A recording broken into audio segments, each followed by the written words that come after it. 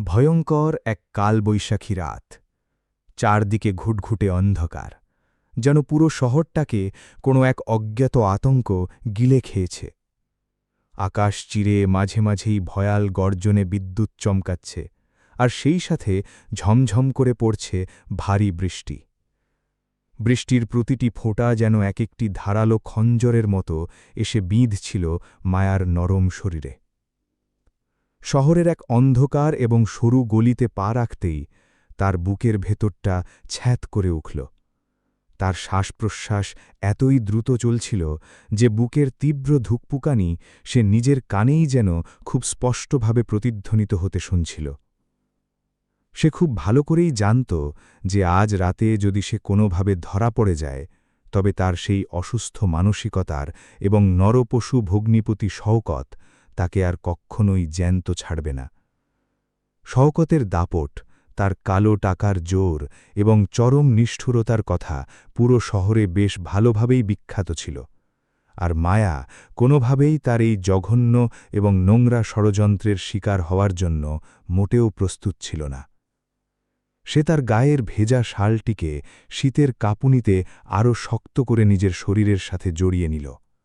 চোখ থেকে অঝরে গড়িয়ে পড়া বৃষ্টির জল আর নিজের চোখের জল একসাথে মুছে নিয়ে সে আরও সামনের দিকে এগিয়ে যাওয়ার এক দৃঢ় সিদ্ধান্ত নিল। এই পালানোর পথ যতটা ভয়ঙ্কর বা বিপদসংকুলই হোক না কেন, সে আর পেছনে ফিরবে না। শওকত যে শুধু একজন লোভী এবং স্বার্থপর মানুষ ছিল তা কিন্তু নয়, বরং সে ক্ষমতা, আধিপত্য আর টাকার নেশায় মত্ত এমন এক ভয়ঙ্কর নেকড়ে ছিল, যার লোলুপ দৃষ্টি অনেক আগে থেকেই মায়ার ওপর আটকে ছিল। নিজের আপন বড় বোনের দুঃখজনক এবং অকাল মৃত্যুর পর মায়া এই বোকা ভ্রমে ছিল যে হয়তো এবার সে নিজের পরিবারের কাছ থেকে একটু সমর্থন বা ভালোবাসা পাবে। কিন্তু শওকত তাকে নিজের স্বার্থ হাসিলের জন্য একটা ঘুঁটি হিসাবে ব্যবহার করার এক অত্যন্ত নীচ পরিকল্পনা করে নিয়েছিল। আজ রাতে যখন সেই নরপশু তার নোংরা উদ্দেশ্যগুলোকে একেবারে খোলাখুলিভাবে মায়ার সামনে তুলে ধরল এবং নিজের ক্ষমতার চরম অহংকার দেখিয়ে মায়াকে নিজের বন্দিদশায় আটকে রাখার চেষ্টা করল, ঠিক তখনই মায়ার ভেতরে জমে থাকা ভয় এক অদম্য এবং দুর্জয়ের সাহসে পরিণত হল। সে সেই বিলাসবহুল প্রাসাদের উঁচু দেওয়াল টপকে যাওয়ার এক কঠিন সিদ্ধান্ত নিল, যে প্রাসাদটিতে সে একসময় নিজেকে সবচেয়ে নিরাপদ বলে মনে করত, আর এখন সেই মেয়েটি অন্ধকারের মাঝে নিজের হারিয়ে যাওয়ার স্বাধীনতা খুঁজছিল। হঠাৎ পেছন থেকে আসা ভারী পায়ের শব্দ মায়ার মেরুদণ্ডে এক ভয়ের শিহরণ জাগিয়ে তুলল। সে বুঝতে পারল শওকতের পালিত গুন্ডারা তাকে খোঁজার জন্য পাগলের মতো শহরের সব জায়গায় তল্লাশি চালাচ্ছিল। কালো রঙের বিশাল ও ভারী গাড়িগুলো গর্জন করতে করতে রাস্তায় ঘুরছিল। তাদের তীব্র হেডলাইটের আলো বৃষ্টির এই ঝাপসা এবং অন্ধকার পরিবেশে মায়ার লুকিয়ে থাকার প্রতিটি জায়গাকে যেন ফাঁস করে দেওয়ার চেষ্টা করছিল। মায়া একটি পুরনো ও পরিত্যক্ত ভবনের পিলারের একেবারে পেছনে লুকিয়ে নিজের হাঁপিয়ে ওঠা শ্বাস নিয়ন্ত্রণের আপ্রাণ চেষ্টা করছিল, কিন্তু তার শরীর তখন ঠান্ডা এবং আতঙ্কের কারণে ভীষণভাবে থরথর করে কাঁপছিল। সে কিছুতেই বুঝতে পারছিল না যে এই অচেনা এবং বিশাল শহরে সে কার কাছে একটুখানি সাহায্য চাইবে, যেখানে সবাই শওকতের কালো টাকা আর ভয়ের কাছে মাথা নত করে চলত। ঠিক সেই মুহূর্তেই হঠাৎ একটি অত্যন্ত বিলাসবহুল এবং রহস্যময় রোলস রয়েস গাড়ি কোনো রকম শব্দ ছাড়াই সেই নির্জন রাস্তার পাশে এসে থামল, যা মায়ার মনোযোগ সাথে সাথেই নিজের দিকে টেনে নিল। গাড়ির দরজাটি ধীরে ধীরে খুলল এবং সেখান থেকে অত্যন্ত প্রভাবশালী এবং রাজকীয় চেহারার একজন ব্যক্তি বাইরে বেরিয়ে এলো। তার শান্ত এবং গম্ভীর চেহারা এই ঝোড়ো রাতেও কোনো এক অটল পাহাড়ের মতো লাগছিল। এই মানুষটি ছিল শাহরিয়ার, যার চোখের দৃষ্টিতে এমন এক গভীরতা এবং অসীম আত্মবিশ্বাস ছিল যা যে কোনো মানুষকে মুহূর্তের মধ্যেই নিজের প্রভাবে নিয়ে নিতে পারত। মায়া সেই অচেনা মানুষটিকে দেখল, আর কে জানে কেন সেই অপরিচিত মানুষটির নীরবতায় সে এক অদ্ভুত সুরক্ষার অনুভূতি পেল। তার মনে হল একমাত্র এই মানুষটি তাকে এই ভয়ঙ্কর চোরাবালি থেকে বের করে আনতে পারত। মায়া আর দ্বিতীয় কোনো কিছু না ভেবেই সেই অপরিচিত লোকটির কাছে এক প্রকার ছুটে গেল এবং নিজের কাঁপা কাঁপা হাতে শাহরিয়ারের দামি কোটের হাতা অত্যন্ত শক্ত করে চেপে ধরল। সে তার ছলছল এবং ভীত চোখে শাহরিয়ারের দিকে তাকিয়ে খুব ধীর কিন্তু দৃঢ় গলায় বলল, দয়া করে আমাকে একটু সাহায্য করুন, কারণ কিছু লোক আমার জীবনের শত্রু হয়ে আমার পিছে পড়েছে। মায়া তার পুরো জীবনের সমস্ত সাহস সঞ্চয় করে সেই অচেনা লোকটির সামনে একটি খুব অদ্ভুত এবং চমকে দেওয়ার মতো প্রস্তাব রাখল। যদি আপনি আমাকে এখান থেকে বাঁচিয়ে নিয়ে যান, তবে আমি আপনাকে বিয়ে করতে প্রস্তুত আছি। এটি এমন একটি মরিয়া এবং পাগলামিতে ভরা সিদ্ধান্ত ছিল যা সে শুধুমাত্র নিজের আত্মসম্মান ও জীবন বাঁচানোর জন্য নিয়েছিল, কিন্তু এটাই তখন তার বেঁচে থাকার শেষ আশাও ছিল। শাহরিয়ারের চেহারায় এই অদ্ভুত প্রস্তাব শুনে বিন্দুমাত্র কোনো বিস্ময় বা অভিব্যক্তি দেখা গেল না, বরং সে তার তীক্ষ্ণ এবং পরখ করা দৃষ্টি দিয়ে মায়ার ভীত কিন্তু সাহসী চোখের দিকে গভীরভাবে তাকাল। সে ছিল এই শহরের সবচেয়ে প্রভাবশালী, ক্ষমতাবান এবং ধনী মানুষ, যার জন্য হয়তো এমন পরিস্থিতি বা প্রস্তাব কোনো নতুন ব্যাপার ছিল না।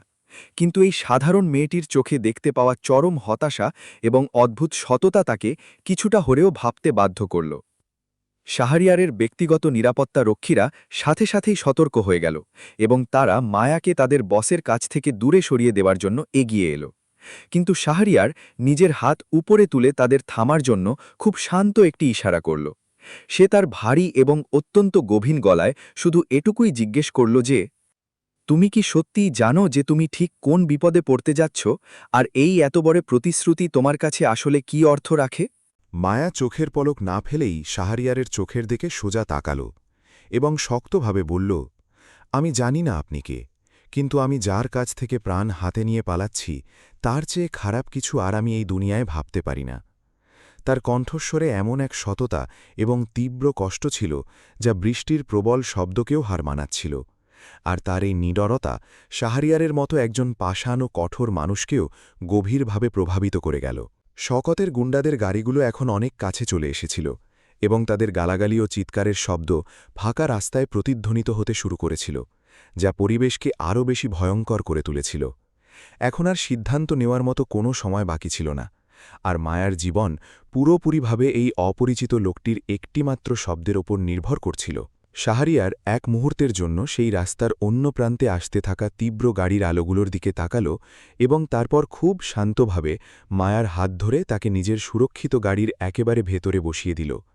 সে তার ড্রাইভারকে একটি সংক্ষিপ্ত ইশারা করল এবং সেই বিলাসবহুল গাড়িটি চোখের পলকে বাতাসের সাথে কথা বলে সেখান থেকে এমনভাবে উধাও হয়ে গেল যেন তা কখনো সেখানে থেমেই ছিল না। শওকতের গুন্ডারা যখন দৌড়ে সেই জায়গায় পৌঁছল, তখন সেখানে শুধু বৃষ্টির জমা জল আর গাড়ির টায়ারের হালকা দাগই অবশিষ্ট ছিল, যা তাদের চরম ব্যর্থতার গল্প বলে দিচ্ছিল।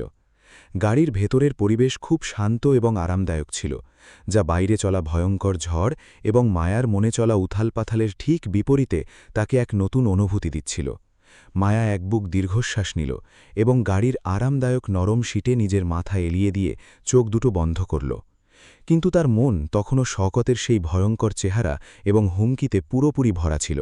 সে জানত যে আজকের রাতে সে এমন একজন অচেনা মানুষের সাথে নিজের ভাগ্য চিরতরে জুড়ে নিয়েছে, যার সম্পর্কে সে বিন্দুমাত্র কিছুই জানত না। আর এই হঠকারীদি সিদ্ধান্ত তার জীবনকে শেষ পর্যন্ত কোন দিকে নিয়ে যাবে তা নিশ্চিত ছিল না। শাহরিয়ার একদম চুপচাপ বসেছিল এবং তার দৃষ্টি সামনে থাকা ল্যাপটপের স্ক্রিনে আটকে ছিল। তাকে দেখে মনে হচ্ছিল যেন এই পুরো ঘটনাটি তার ওপর কোনো প্রভাবই ফেলেনি। তার এই চরম শান্তি এবং একাগ্রতা মায়াকে এটা ভাবতে বাধ্য করছিল যে আসলে এই রহস্যময় মানুষটি কে এবং এই শহরে তার প্রতিপত্তি কতটা। অন্যদিকে শাহরিয়ারির তীক্ষ্ণ মস্তিষ্ক এই হঠাৎ হওয়া সাক্ষাৎ এবং সেই মেয়েটির পাগলামিতে ভরা প্রস্তাবটি খুব সূক্ষ্মভাবে বিশ্লেষণ করছিল, কারণ সে না ভেবে কখনোই কোনো পদক্ষেপ নিত না। শাহরিয়ার তার বিশাল সাম্রাজ্য এবং ব্যবসায়িক জগতের এমন এক মুকুটহীন সম্রাট ছিল যে নিজের ক্ষুরধার বুদ্ধিমত্তা দিয়ে বড় বড় শত্রুদেরও তার সামনে হাঁটু গেড়ে বসতে বাধ্য করেছিল। কিন্তু মায়ার এই সরাসরি এবং ভয়ডরহীন চ্যালেঞ্জ তার কাছে বেশ কৌতূহলজনক লাগল। সে খুব ভালো করেই জানত যে একটা ভীত এবং দুর্বল মেয়ে এত সহজে বিয়ের মতো এত বড় প্রস্তাব রাখে না, যতক্ষণ না তার পেছনে কোনো অনেক বড় বিপদ বা কোনো গভীর ষড়যন্ত্র লুকিয়ে থাকে যা সে পার করতে চায়। সে তার সেক্রেটারিকে সাথে সাথে একটি মেসেজ পাঠাল, যেখানে সেই অচেনা মেয়েটির পটভূমি এবং তার শত্রুদের সমস্ত তথ্য অবিলম্বে সংগ্রহ করার কড়া নির্দেশ দিয়েছিল। কিছু সময় পর তাদের গাড়ি শহরের সেই বিলাসবহুল এবং সবচেয়ে বেশি সুরক্ষিত এলাকায় প্রবেশ করল, যেখানে বড় বড় প্রভাবশালী মানুষের বিশাল সব বাংলো তৈরি ছিল। কিন্তু শাহরিয়ারের ঠিকানা সেই সব কিছুর মধ্যে সবচেয়ে বেশি বিশেষ এবং আলাদা ছিল। যখন গাড়িটি একটি অত্যন্ত রাজকীয় এবং প্রাচীন শৈলীতে নির্মিত বিশাল প্রাসাদের বিশাল লোহার গেট দিয়ে পার হল, তখন মায়ার চোখ সেই ভবনের সৌন্দর্য এবং রাজকীয় নকশা দেখে পুরোপুরি আটকে গেল। এই প্রাসাদের দেওয়ালে খোদাই করা সূক্ষ্ম কারুকাজ এবং তার চারপাশে ছড়িয়ে থাকা রাজকীয় আলো কোনো এক প্রাচীন রাজার প্রাসাদের অনুভূতি দিচ্ছিল, যা শাহরিয়ারের অঢেল সম্পদের এক নীরব প্রতীক ছিল। মায়া হঠাৎ করে বুঝতে পারল যে সে যেই মানুষের কাছে একটুখানি সাহায্য চেয়েছে সে কোনো সাধারণ নাগরিক নয়, বরং এমন এক বিশাল জগতের মালিক যা সে কখনো স্বপ্নেও কল্পনা করেনি। গাড়ি থামতেই ইউনিফর্ম পরা কর্মচারীরা অত্যন্ত সম্মানের সাথে গাড়ির দরজা খুলে দিল এবং শাহরিয়ার বাইরে বের হতেই সবাই মাথা মতো করে তাকে অভিবাদন জানাল, যা তার প্রতি তাদের গভীর ভয় ও সম্মানকে স্পষ্টভাবে তুলে ধরছিল। শাহরিয়ার মায়ার দিকে ইশারা করল এবং তার একজন প্রধান কর্মচারীকে নির্দেশ দিল যেন সে এই অতিথিকে ভেতরে নিয়ে যায় এবং তার সব প্রয়োজনের খুব ভালোভাবে খেয়াল রাখে, যাতে তার কোনো রকম অসুবিধার সম্মুখীন হতে না হয়। প্রাসাদের ভেতরের দৃশ্য বাইরের চেয়েও হাজার গুণ বেশি জাঁকজমকপূর্ণ ছিল, যেখানে দামি স্ফটিকের ঝাড়বাতি আলো ছড়াচ্ছিল এবং চমৎকার ইরানি কার্পেট পায়ের আওয়াজ পুরোপুরি শুষে নিচ্ছিল, যার ফলে সেখানে এক অদ্ভুত এবং রাজকীয় শান্তি বিরাজ করছিল। মায়া তার ভেজা পোশাকে এই জমকালো জায়গায় নিজেকে খুব অস্বস্তিকর মনে করছিল, কিন্তু কর্মচারীদের অত্যন্ত বিনয়ী আচরণ তাকে বেশ খানিকটা স্বস্তি দিল। অন্যদিকে শওকত তার বিলাসবহুল বাংলোতে রাগে একেবারে পাগল হয়ে যাচ্ছিল এবং সে দামি কাঁচের গ্লাস মাটিতে আছড়ে টুকরো করে ফেলল, কারণ তার লোকেরা মায়াকে ধরতে চরমভাবে ব্যর্থ হয়েছিল। তার চোখ রাগে লাল হয়ে গিয়েছিল এবং তার শ্বাস কোনো বন্য প্রাণীর মতো খুব দ্রুত চলছিল, যে নিজের শিকার হাত ফসকে গেলে চরম হিংস্র হয়ে ওঠে এবং যে কোনো মূল্যে নিজের সেই প্রতিশোধ নিতে চায়। শওকতের মাথায় এই কথাটি গেঁথে গিয়েছিল যে কেউ তার ক্ষমতাকে চ্যালেঞ্জ করতে পারে না, আর মায়ার এভাবে পালিয়ে যাওয়া তার ক্ষমতার উপর এক অসহনীয় চড় ছিল, যা সে কিছুতেই মেনে নিতে পারছিল না। প্রাসাদের একটি চমৎকার এবং বিশাল অতিথিকক্ষে মায়াকে অত্যন্ত আরামদায়ক বিছানা এবং গরম জলে স্নান করার সুবিধা দেওয়া হল, যা তার শরীরের ক্লান্তি এবং ঠান্ডাকে বেশ কিছুটা কমাতে অনেক সাহায্য করল। স্নানের পর তাকে পরার জন্য একটি সুন্দর এবং নরম রেশমের পোশাক দেওয়া হলো, যা তার মাপ অনুযায়ী একদম কাটায় কাটায় ঠিক ছিল। আর এই বিষয়টি তার কাছে খুব অদ্ভুত লাগল যে এই অচেনা জায়গায় সবকিছু এত নিখুঁতভাবে গোছানো কিভাবে হতে পারে। সে আয়নায় নিজের চেহারা দেখল, যা মানসিক চাপ থাকা সত্ত্বেও এক অদ্ভুত দীপ্তি এবং আত্মবিশ্বাসে ভরা ছিল, কারণ সে শওকতের বন্দি দশা থেকে নিজেকে চিরতরে মুক্ত করার কঠিন পদক্ষেপটি নিয়েছিল। এখন তাকে শাহরিয়ারের মুখোমুখি হতে হবে এবং তার সেই অদ্ভুত প্রস্তাব নিয়ে সামনাসামনি কথা বলতে হবে, যা তার সুরক্ষার একমাত্র মজবুত ভিত্তি হয়ে দাঁড়িয়েছিল। মায়াকে প্রাসাদের প্রধান লাইব্রেরিতে নিয়ে যাওয়া হলো, যা অনেক বিশাল ছিল এবং সেখানকার দেওয়ালে অনেক দুর্লভ বই সাজানো ছিল, যা শাহরিয়ারের পরিশীলিত রুচিকে অত্যন্ত স্পষ্টভাবে তুলে ধরছিল। শাহরিয়ার একটি বড় চামড়ার চেয়ারে বসেছিল এবং তার হাতে একটি ফাইল ছিল, যা সে খুব মনোযোগ দিয়ে পড়ছিল। কিন্তু মায়া ভেতরে আসতেই সে ফাইলটি বন্ধ করে দিল এবং নিজের তীক্ষ্ণ দৃষ্টি তার ওপর স্থির করল। মায়া দীর্ঘশ্বাস নিল এবং সরাসরি শাহরিয়ারের চোখের দিকে তাকিয়ে বলল, আমি জানি আমার প্রস্তাবটি অযৌক্তিক ছিল, কিন্তু আমি আমার প্রতিশ্রুতিতে অটল আছি এবং আপনার প্রতিটি নিয়ম মানতে পুরোপুরি প্রস্তুত আছি। শাহরিয়ার তার চেয়ার থেকে উঠে অত্যন্ত প্রভাবশালী গলায় বলল, আমি কেবল ব্যবসায়িক চুক্তি করি, আর তোমার এই প্রস্তাব আমার কাছে এমন একটি চুক্তির মতো মনে হচ্ছে যাতে ঝুঁকি অনেক বেশি। শাহরিয়ার নিজের হাতে ধরা ফাইলটি টেবিলের ওপর রাখল এবং মায়ার দিকে পা বাড়িয়ে বলল, আমার লোকেরা কয়েক মিনিটের মধ্যেই তোমার এবং সেই শওকতের সম্পর্কে সব তথ্য সংগ্রহ করে নিয়েছে। সে জানত যে শওকত শহরের একজন দুর্নীতিবাজ এবং নোংরা লোভী মানুষ, যে চারপাশে তার অবৈধ ব্যবসা ছড়িয়ে রেখেছে, এবং মায়া তার এই জঘন্য ষড়যন্ত্রের শিকার হতে যাচ্ছিল, যেখান থেকে সে বাঁচতে চাইছিল। শাহরিয়ার আরও বলল, আমি তোমাকে সাহায্য করতে প্রস্তুত আছি এবং এই বিয়ের নাটক আমাদের দুজনের জন্যই বেশ লাভজনক প্রমাণিত হতে পারে, কারণ আমার নিজের পরিবারের চাপ কমানোর জন্যও একজন স্ত্রীর প্রয়োজন ছিল। মায়া অবাক হয়ে গেল যে এত সহজেই এই চুক্তি চূড়ান্ত হয়ে যাবে, কিন্তু সে নিজের আবেগ লুকিয়ে রেখে এক অত্যন্ত দৃঢ় সংকল্পের সাথে নিজের সম্মতি জানিয়ে দিল। শাহরিয়ার ড্রয়ার থেকে একটি আইনি নথিপত্র বের করল, যা সে তার আইনজীবীদের দিয়ে খুব অল্প সময়ের মধ্যে তৈরি করিয়েছিল, আর তাতে এই মিথ্যা বিয়ের সব শর্ত ও নিয়ম খুব স্পষ্টভাবে লেখা ছিল। চুক্তি অনুসারে মায়াকে জনসমক্ষে শাহরিয়ারের নিবেদিত স্ত্রীর ভূমিকা পালন করতে হবে, এবং এর বদলে শাহরিয়ার তাকে শওকতের প্রতিটি আক্রমণ থেকে পুরোপুরি সুরক্ষিত রাখার সম্পূর্ণ দায়িত্ব নেবে। মায়া কোনো প্রশ্ন না করেই সেই ভারী নথিপত্রটি পড়ল এবং তারপর টেবিলে রাখা দামি কলমটি তুলে নিয়ে সেই চুক্তির পাতায় নিজের স্বাক্ষর করে দিল, যা তার জীবনে এক নতুন শুরুতে মোহর লাগিয়ে দিল। স্বাক্ষর করার সাথেই তার মনে হল যে সে নিজেকে এমন এক ক্ষমতাবান মানুষের হাতে তুলে দিয়েছে যার সাম্রাজ্যের গভীরতা মাপা একেবারেই অসম্ভব।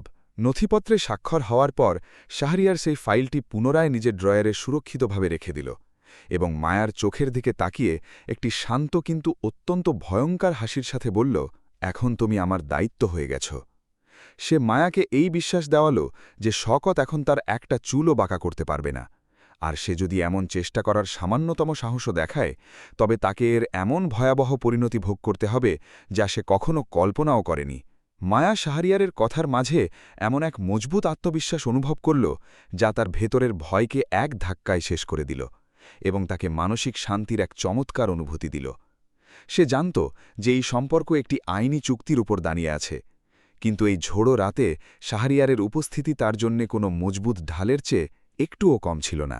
দীর্ঘ রাতের শেষে মায়া যখন নিজের ঘরে ফিরে এলো, তখন বাইরে হতে থাকা তীব্র বৃষ্টি পুরোপুরি শান্ত হয়ে গিয়েছিল এবং আকাশে নতুন সকালের আলো ধীরে ধীরে নিজের জায়গা করে নিচ্ছিল। সে জানালার কাছে দাঁড়িয়ে শহরের উঁচু ভবনগুলোর দিকে তাকিয়েছিল, যা এতক্ষণ পর্যন্ত তার জন্য ভীতিকর ছিল, কিন্তু আজ সে এই শহরের সবচেয়ে প্রভাবশালী মানুষের আইনি স্ত্রী হয়ে গিয়েছিল। তার মাথায় শওকতের নিষ্ঠুর চেহারা আরও একবার ঘুরে গেল, কিন্তু এবার সেই চেহারা তাকে আর ভয় দেখাল না। অনুরূপভাবে তার ভেতরে সাহস এবং এই যুদ্ধে জেতার এক মজবুত মনোবল তৈরি করে দিয়েছিল।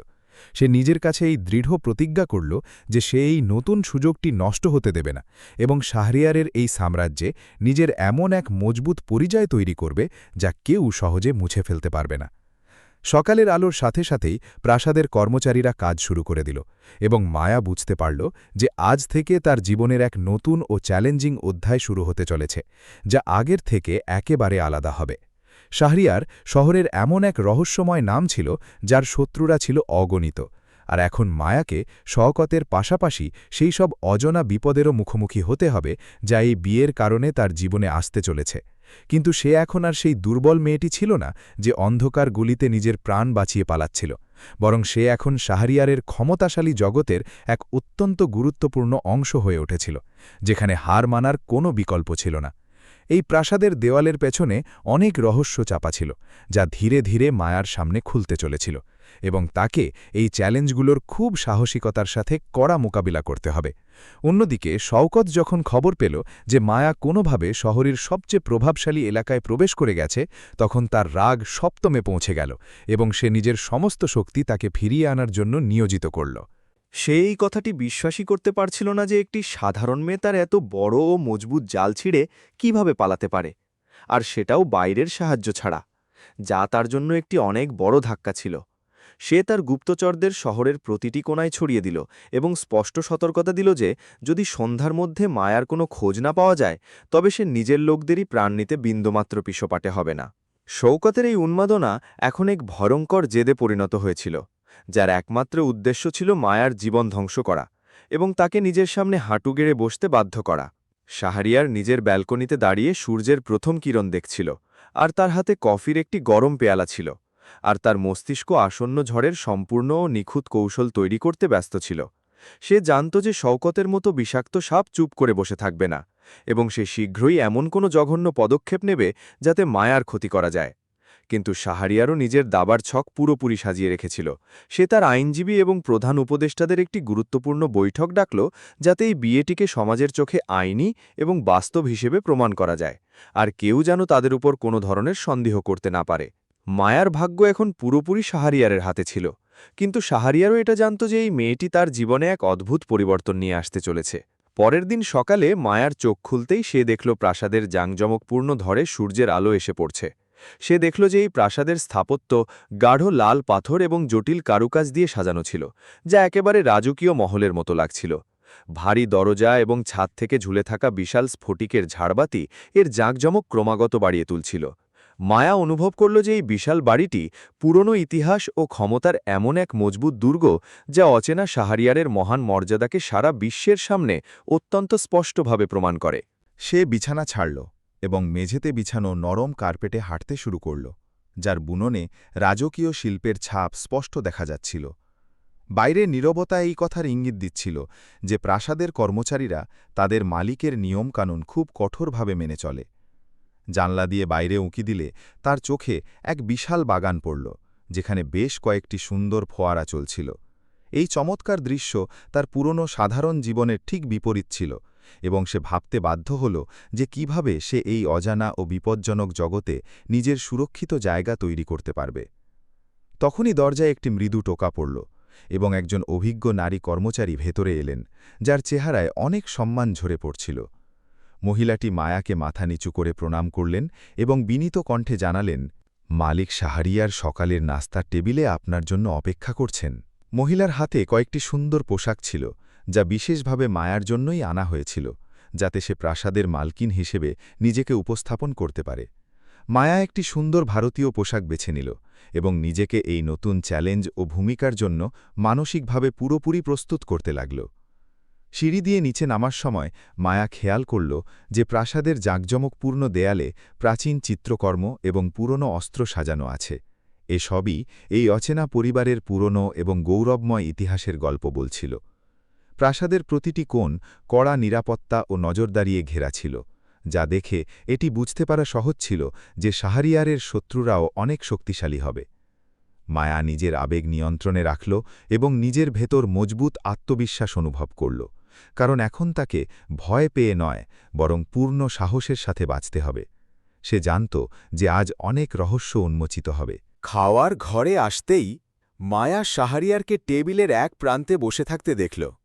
তাকে তার স্যুটে খুব প্রভাবশালী দেখাচ্ছিল এবং তার দৃষ্টি ট্যাবলেটের দিকে নিবদ্ধ ছিল। সে এমনভাবে কাজ করছিল যেন সে কোনো বড় ব্যবসায়িক বিষয় সমাধানে ব্যস্ত আছে। মায়াকে দেখেই সে মাথা তুলল এবং নিজের তীক্ষ্ণ দৃষ্টি দিয়ে তাকে দেখল, যাতে মায়ার কিছুটা ঘাবড়াহাট হল।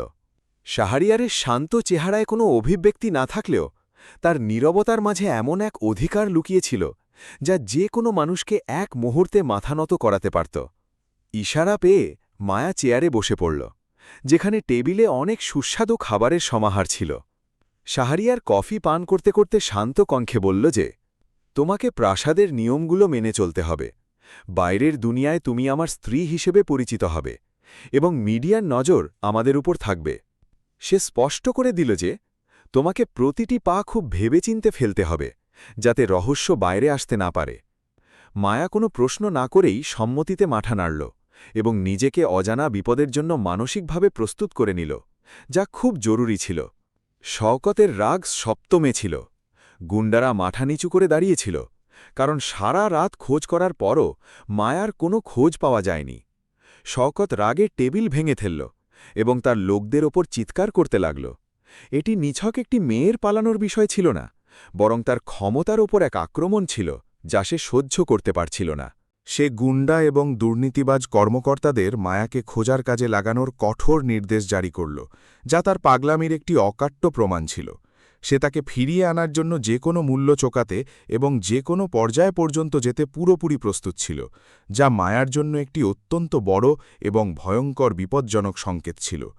শওকতের নেটওয়ার্ক পুরো শহরে ছড়িয়েছিল, যার মধ্যে অনেক দুর্নীতিগ্রস্ত রাজনীতিবিদ এবং ভয়ঙ্কর অপরাধী জড়িত ছিল। এরা সবাই তার ইশারায় কাজ করত। তার বিশ্বাস ছিল যে মায়া এই বড় শহরে বেশি দিন লুকিয়ে থাকতে পারবে না এবং খুব শীঘ্রই তার লোকেরা তাকে ধরে আনবে। সে সোফায় বসে মদ পান করতে করতে মায়াকে দেওয়া হবে এমন ভয়ঙ্কর শাস্তির পরিকল্পনা করতে শুরু করল।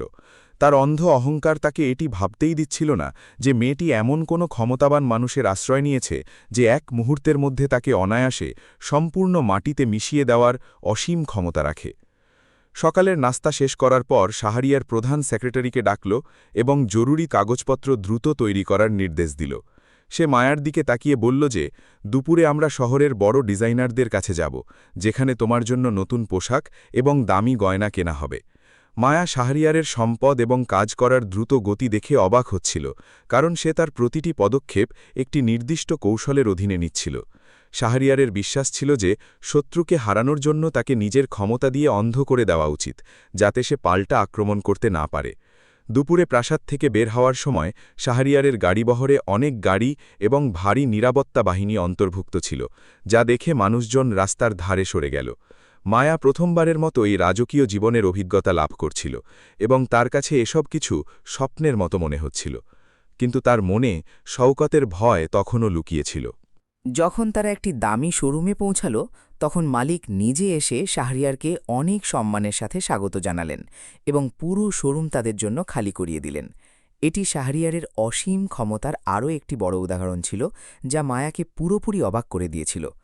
শাহরিয়ার মায়াকে নিজের পছন্দের পোশাক বেছে নেওয়ার স্বাধীনতা দিল, কিন্তু স্টাইলিস্টকে নির্দেশ দিল যে পোশাকগুলো যেন একজন বিলিয়নারের স্ত্রীর মর্যাদার সাথে মানানসই হয়। মায়া বুদ্ধিমত্তার পরিচয় দিয়ে কিছু সুন্দর এবং শালীন পোশাক বেছে নিল, যা কোনো লোক দেখানো ছাড়াই তার সৌন্দর্যকে ফুটিয়ে তুলছিল।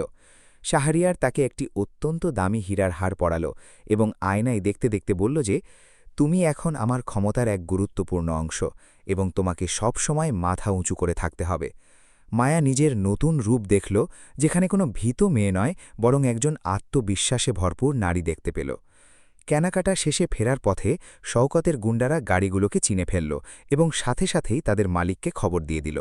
শওকত যখন জানতে পারল যে মায়া শহরের সবচেয়ে বিপজ্জনক ব্যবসায়ী শাহরিয়ারের সাথে আছে, তখন তার পায়ের তলা থেকে মাটি সরে গেল, কারণ সে শাহরিয়ারের প্রবল ক্ষমতা সম্পর্কে ওয়াকিবহাল ছিল। সে কখনো ভাবতেও পারেনি যে মায়া এত বড় মানুষের কাছে পৌঁছতে পারে, যে কিনা অনেক বড় বড় অপরাধীদের ধ্বংস করেছে। শওকতের মনে প্রথমবারের মতো এক ভয়ঙ্কর ভয়ের জন্ম নিল, কিন্তু তার অন্ধ অহংকার তখনও তাকে পিছিয়ে আসা থেকে পুরোপুরি বাধা দিচ্ছিল। প্রাসাদে ফিরে আসার পর শাহরিয়ার মায়াকে নতুন ঘরে পাঠিয়ে দিল এবং নিজে প্রধান নিরাপত্তা রক্ষীর সাথে একটি গুরুত্বপূর্ণ বৈঠক করতে লাগল। সে তার লোকদের কড়া নির্দেশ দিল যে প্রাসাদের নিরাপত্তা যেন দ্বিগুণ করা হয় এবং মায়ার ওপর কড়া নজর রাখা হয়, যাতে সে কোনো বিপদে না পড়ে। শাহরিয়ার জানত যে শওকত হার মানবে না এবং কোনো না কোনো নোংরা চাল অবশ্যই চালবে, তাই সে তাকে নিজের ক্ষমতার এক ভয়ঙ্কর ট্রেলার দেখানোর পরিকল্পনা করতে শুরু করল। সে এই বিপজ্জনক খেলাটি দ্রুত শেষ করতে চাইছিল, যাতে সে নিজের জীবনের ওপর পুনরায় নিয়ন্ত্রণ পেতে পারে এবং সামনের দিকে এগিয়ে যেতে পারে। সন্ধ্যায় মায়া ব্যালকনিতে দাঁড়িয়ে ডুবন্ত সূর্য দেখছিল এবং ভাবছিল যে গত ২৪ ঘণ্টায় তার জীবন কিভাবে পাল্টে গেছে। সে ভাবেনি যে সে সবচেয়ে ধনী মানুষের স্ত্রী হবে এবং এমন এক প্রাচীন প্রাসাদে থাকবে যা দুর্গের মতো সুরক্ষিত। তার মনে শাহরিয়ারের নীরবতা এবং কাজের গভীরতা নিয়ে সন্দেহ হতে শুরু করেছিল যে এই বিয়ের পেছনে হয়তো কোনো বড় রহস্য লুকিয়ে আছে, যা সে বুঝতে পারছে না। কিন্তু আপাতত তার জন্য এই সুন্দর জায়গাটি শওকতের ভয়ঙ্কর নরকের চেয়ে অনেক গুণ বেশি ভালো এবং নিরাপদ ছিল। পরের দিন শাহরিয়ার শহরের সংবাদপত্র এবং টিভি চ্যানেলগুলোতে নিজের ও মায়ার বিয়ের আনুষ্ঠানিক ঘোষণা দিয়ে দিল, যার ফলে পুরো ব্যবসায়িক জগতে ব্যাপক আলোড়ন সৃষ্টি হল। শওকত যখন টিভিতেই চমকে দেওয়া খবরটি দেখল, তখন তার হাত থেকে কফির কাপ ফসকে পড়ে গেল এবং তার শরীর রাগে কাঁপতে লাগল। সে বুঝতে পারছিল না যে শাহরিয়ারের মতো ধূর্ত মানুষ মায়ার মাঝে এমন কি দেখল যে এত তাড়াতাড়ি বিয়ে করে নিল। তার মনে এখন এই ভয়ঙ্কর ভয় কাজ করতে লাগল যে মায়ার কাছে শাহরিয়ারের বিশাল ক্ষমতা আছে এবং সে অবশ্যই এর প্রতিশোধ নেবে। শওকত তার আইনজীবীদের ডাকল এবং তাদের তদন্ত করার নির্দেশ দিল যে এই বিয়ে সত্যি আইনি কিনা, নাকি এটি শুধু তাকে বোকা বানানোর একটি নাটক। সে জানত যে যদি বিয়ে সত্যি হয়, তবে সে মায়ার উপর সরাসরি আক্রমণ করতে পারবে না, কারণ শাহরিয়ারের শত্রুদের যে দশা হয় তা খুবই ভয়ঙ্কর। কিন্তু শওকতও তার নোংরা চালে পারদর্শী ছিল এবং সে ঠিক করল যে সে শাহরিয়ার ও মায়ার মাঝে ভুল বোঝাবুঝি তৈরি করে এই সম্পর্কটিকে ভেতর থেকে দুর্বল করার পুরো চেষ্টা করবে, যাতে তারা ভেঙে পড়ে। শাহরিয়ারের ধারণা ছিল যে শওকত কোনো নিচু কাজ করবে, তাই সে পিআর টিমকে নির্দেশ দিল যেন মিডিয়ায় বিয়েটিকে একটি আদর্শ প্রেমের গল্প হিসেবে উপস্থাপন করা হয়। সে প্রাসাদে একটি জাঁকজমকপূর্ণ রিসেপশন পার্টির আয়োজন করার সিদ্ধান্ত নিল যেখানে শহরের সব বড় ও প্রভাবশালী লোকদের আমন্ত্রণ পাঠানো হয়েছিল। শাহরিয়ারের উদ্দেশ্য শুধু বিয়ের উদযাপন করা ছিল না, বরং শওকত ও তার সহযোগীদের নিজের বিশাল ক্ষমতার সরাসরি অনুভূতি করানো ছিল। মায়াকেও এই বড় পার্টির জন্য পুরোপুরি প্রস্তুত থাকার কথা বলা হলো, যাতে তারা বিশ্বের সামনে মজবুত দেখায়। পার্টির প্রস্তুতির মাঝে মায়া প্রাসাদের লাইব্রেরিতে সময় কাটাতে শুরু করল, যেখানে সে শাহরিয়ারের ব্যবসা এবং কাজ করার পদ্ধতি সম্পর্কে জানতে পারল। সে অনুভব করল যে শাহরিয়ার শুধু একজন কঠোর ব্যবসায়ী নয়, বরং সে একজন বুদ্ধিমান এবং দূরদর্শী মানুষ, যে প্রতিটি বিষয় খুব সূক্ষ্মভাবে বোঝে। মায়ার তীক্ষ্ণ বুদ্ধিও তাকে এই বিষয়গুলো দ্রুত বুঝতে সাহায্য করছিল, এবং সে শাহরিয়ারের কাজ করার পদ্ধতিগুলো আপন করে নিচ্ছিল। সে জানত যে তাকে এই পরিবেশে টিকে থাকতে হলে শুধু একজন স্ত্রী নয়, বরং তার আসল শক্তি হয়ে উঠতে হবে। পার্টির দিন যতই ঘনিয়ে আসছিল, প্রাসাদের জাঁকজমক ততই বেড়ে চলেছিল, কিন্তু মায়ার অস্বস্তিও তীব্র হচ্ছিল। সে জানত যে শওকত নিশ্চয়ই কোনো তামাশা করবে। শাহরিয়ার তার অস্বস্তি বুঝতে পারল এবং সন্ধ্যায় তাকে কাছে ডেকে বলল যে, যতক্ষণ তুমি এই প্রাসাদের দেয়ালের ভেতরে আছো, বিশ্বের কোনো শক্তি তোমার কিছুই বিগড়াতে পারবে না। সে মায়ার চোখের দিকে তাকিয়ে ভরসা দিল যে এই খেলাটি এখন তার, এবং সে কোনো শত্রুকে ক্ষতি করতে দেবে না, যা মায়াকে অনেক বড় এবং গভীর স্বস্তি দিল। অবশেষে সেই রাত এসে গেল, যখন প্রাসাদটিকে কোণের মতো সাজানো হয়েছিল, এবং শহরের প্রভাবশালী মানুষেরা এই রাজকীয় রিসেপশনে আসতে শুরু করেছিলেন। সব জায়গায় শুধু শাহরিয়ার এবং মায়ারই আলোচনা চলছিল। মায়া একটি সুন্দর লাল রঙের পোশাক পরেছিল, এবং সে যখন শাহরিয়ারের সাথে সিঁড়ি দিয়ে নিচে নামল, তখন সবার চোখ তাদের উপর আটকে গেল, কারণ তাদের দেখতে চমৎকার এক রাজকীয় জুটির মতো লাগছিল। এই বিশাল ভিড়ের মাঝেই শওকতেরও কিছু গুপ্তচর উপস্থিত ছিল, যারা প্রতি মুহূর্তের খবর তাদের মালিককে দিয়ে নতুন ভয়ঙ্কর ঝড়ের প্রস্তুতি নিচ্ছিল। অনুষ্ঠানের ঝলমলে আলোতে মায়া শাহরিয়ারের হাত শক্ত করে চেপে ধরল, কারণ সেই পৃথিবীতে তাকে তার একমাত্র আশ্রয় মনে হচ্ছিল, যে তাকে বাঁচাতে পারে। শাহরিয়ারও হালকা হাসির সাথে তার হাত চেপে ধরল, যা মায়াকে এক সুরক্ষিত অনুভূতি দিল, এবং তার সব ভয় শেষ হয়ে গেল। তারা দুজন এখন এমন এক শক্তিশালী দলে পরিণত হয়েছিল, যা বাইরে থেকে শান্ত দেখাচ্ছিল, কিন্তু ভেতরে ভেতরে শওকতের পুরো কালো সাম্রাজ্য উপড়ে ফেলার জন্য একটি খুব ভয়ঙ্কর ও অব্যর্থ পরিকল্পনা প্রস্তুত করছিল। প্রাসাদের সুরক্ষিত দেওয়ালের ভিতর কিছুদিন কাটানোর পর মায়া অনুভব করল যে তাকে তার পুরনো জীবন ও কাজে ফিরে যেতে হবে, কারণ সে কারও উপর পুরোপুরি নির্ভরশীল হয়ে নিজের অস্তিত্ব হারাতে চায় না। সে শাহরিয়ারের সামনে নিজের কথা তুলে ধরল যে সে একজন পেশাদার স্থপতি, এবং তার কাজই তার পরিচয়, যা সে শওকতের ভয়ে কখনো ছাড়বে না। শাহরিয়ার তার চোখে ঝলমল করা এই দৃঢ়তা দেখে খুব প্রভাবিত হল, এবং সে কোনো আপত্তি ছাড়াই তাকে কাজে যাওয়ার অনুমতি দিয়ে দিল, তবে সাথে সাথে কড়া নিরাপত্তার ব্যবস্থাও করল। মায়া যখন তার বিলাসবহুল গাড়ি এবং কড়া নিরাপত্তা বেষ্টনী নিয়ে তার ডিজাইন স্টুডিওতে পৌঁছাল, তখন তার সহকর্মীরা তাকে দেখে খুবই অবাক হয়ে গেল, কারণ শহরের সবচেয়ে ধনী মানুষের স্ত্রীর এভাবে কাজে ফেরা একটি অত্যন্ত অস্বাভাবিক বিষয় ছিল। স্টুডিওর পরিবেশ কিছুটা উত্তেজনাপূর্ণ ছিল, কারণ শওকত তার গুন্ডাদের মাধ্যমে সেখানে কর্মরত লোকদের মনে ভয় ঢোকানোর চেষ্টা করেছিল। মায়া ভেতরে পা রাখতেই পরিবেশের এই অদ্ভুত নীরবতা অনুভব করে নিয়েছিল, কিন্তু সে তার চেহারায় বিন্দুমাত্র ঘাবড়াহাট বা দুর্বলতা প্রকাশ পেতে দিল না। স্টুডিওর ম্যানেজার অত্যন্ত ভীত গলায় মায়াকে জানাল যে তাদের সবচেয়ে বড় গ্রাহকেরা হঠাৎ করে তাদের সমস্ত চুক্তি বাতিল করে দিয়েছেন, কারণ তারা কোনো অজ্ঞাত দলের তরফ থেকে গুরুতর হুমকি পাচ্ছিলেন। এটি শওকতের একটি সুপরিকল্পিত চাল ছিল, যাতে সে মায়ার ব্যবসা পুরোপুরি ধ্বংস করে দিতে পারে এবং তাকে আর্থিকভাবে দুর্বল করে মাথা নত করতে বাধ্য করে। মায়ার এটা বুঝতে একদমই দেরি হল না যে এই হঠাৎ আসা চরম বিপদের পেছনে শওকতেরই নোংরা এবং বিষাক্ত মস্তিষ্ক কাজ করছে। মায়া তার টেবিলে রাখা সমস্ত পুরনো এবং নতুন চুক্তির ফাইলগুলো মনোযোগ দিয়ে পড়তে শুরু করল, এবং তার তীক্ষ্ণ ব্যবসায়িক বুদ্ধির ব্যবহার করে সেই আইনি ত্রুটিগুলো খোঁজার চেষ্টা করল, যার সুবিধা গ্রাহকেরা নিচ্ছিল। সে একেবারেই আতঙ্কিত হল না, বরং অত্যন্ত শান্ত মস্তিষ্ক নিয়ে তার আইনজীবীদের দলকে ডাকল এবং তাদের বাতিল হওয়া চুক্তির বিরুদ্ধে ভারী জরিমানা আদায়ের কঠোর নোটিশ পাঠানোর নির্দেশ দিল। তার এই দ্রুত এবং আক্রমণাত্মক পদক্ষেপ স্টুডিওর ভীত কর্মচারীদের মাঝে এক নতুন শক্তি এবং মজবুত আত্মবিশ্বাসের সঞ্চার করে দিল। সেই দুপুরেই শওকতের পোষা কিছু গুন্ডা সাধারণ পোশাকে স্টুডিওর বাইরে জড়ো হল এবং সেখানে আসা নতুন গ্রাহকদের ভয় দেখানোর চেষ্টা করতে লাগল যাতে মায়ার কাজ পুরোপুরি বন্ধ হয়ে যায়। তারা খুব অশ্লীলভাবে ইশারা করছিল এবং পরিবেশ এমন করে তুলছিল যাতে কোনো ভদ্র মানুষ সেখানে পা রাখার সাহস না করে। মায়া জানালা দিয়ে এই পুরো তামাশা দেখল, কিন্তু সে নিজের জায়গা থেকে একটুও নড়ল না এবং সে শাহরিয়ারকে ফোন করে কোনো ধরনের সাহায্য চাওয়ার কোনো চেষ্টাও করল না। এর পরিবর্তে মায়া শহরের একজন সৎ পুলিশ কর্মকর্তাকে সরাসরি ফোন করল, যার সম্পর্কে সে আগেই সব তথ্য জোগাড় করে রেখেছিল, এবং তাকে স্টুডিওর বাইরে চলা এই বেআইনি কর্মকাণ্ড সম্পর্কে অবহিত করল।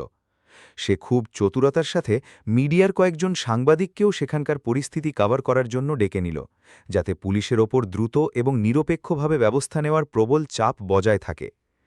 কয়েক মিনিটের মধ্যেই পুলিশের গাড়ি সেখানে পৌঁছে গেল এবং মিডিয়ার ক্যামেরার সামনে শওকতের গুন্ডাদের গ্রেফতার করে সেখান থেকে নিয়ে গেল।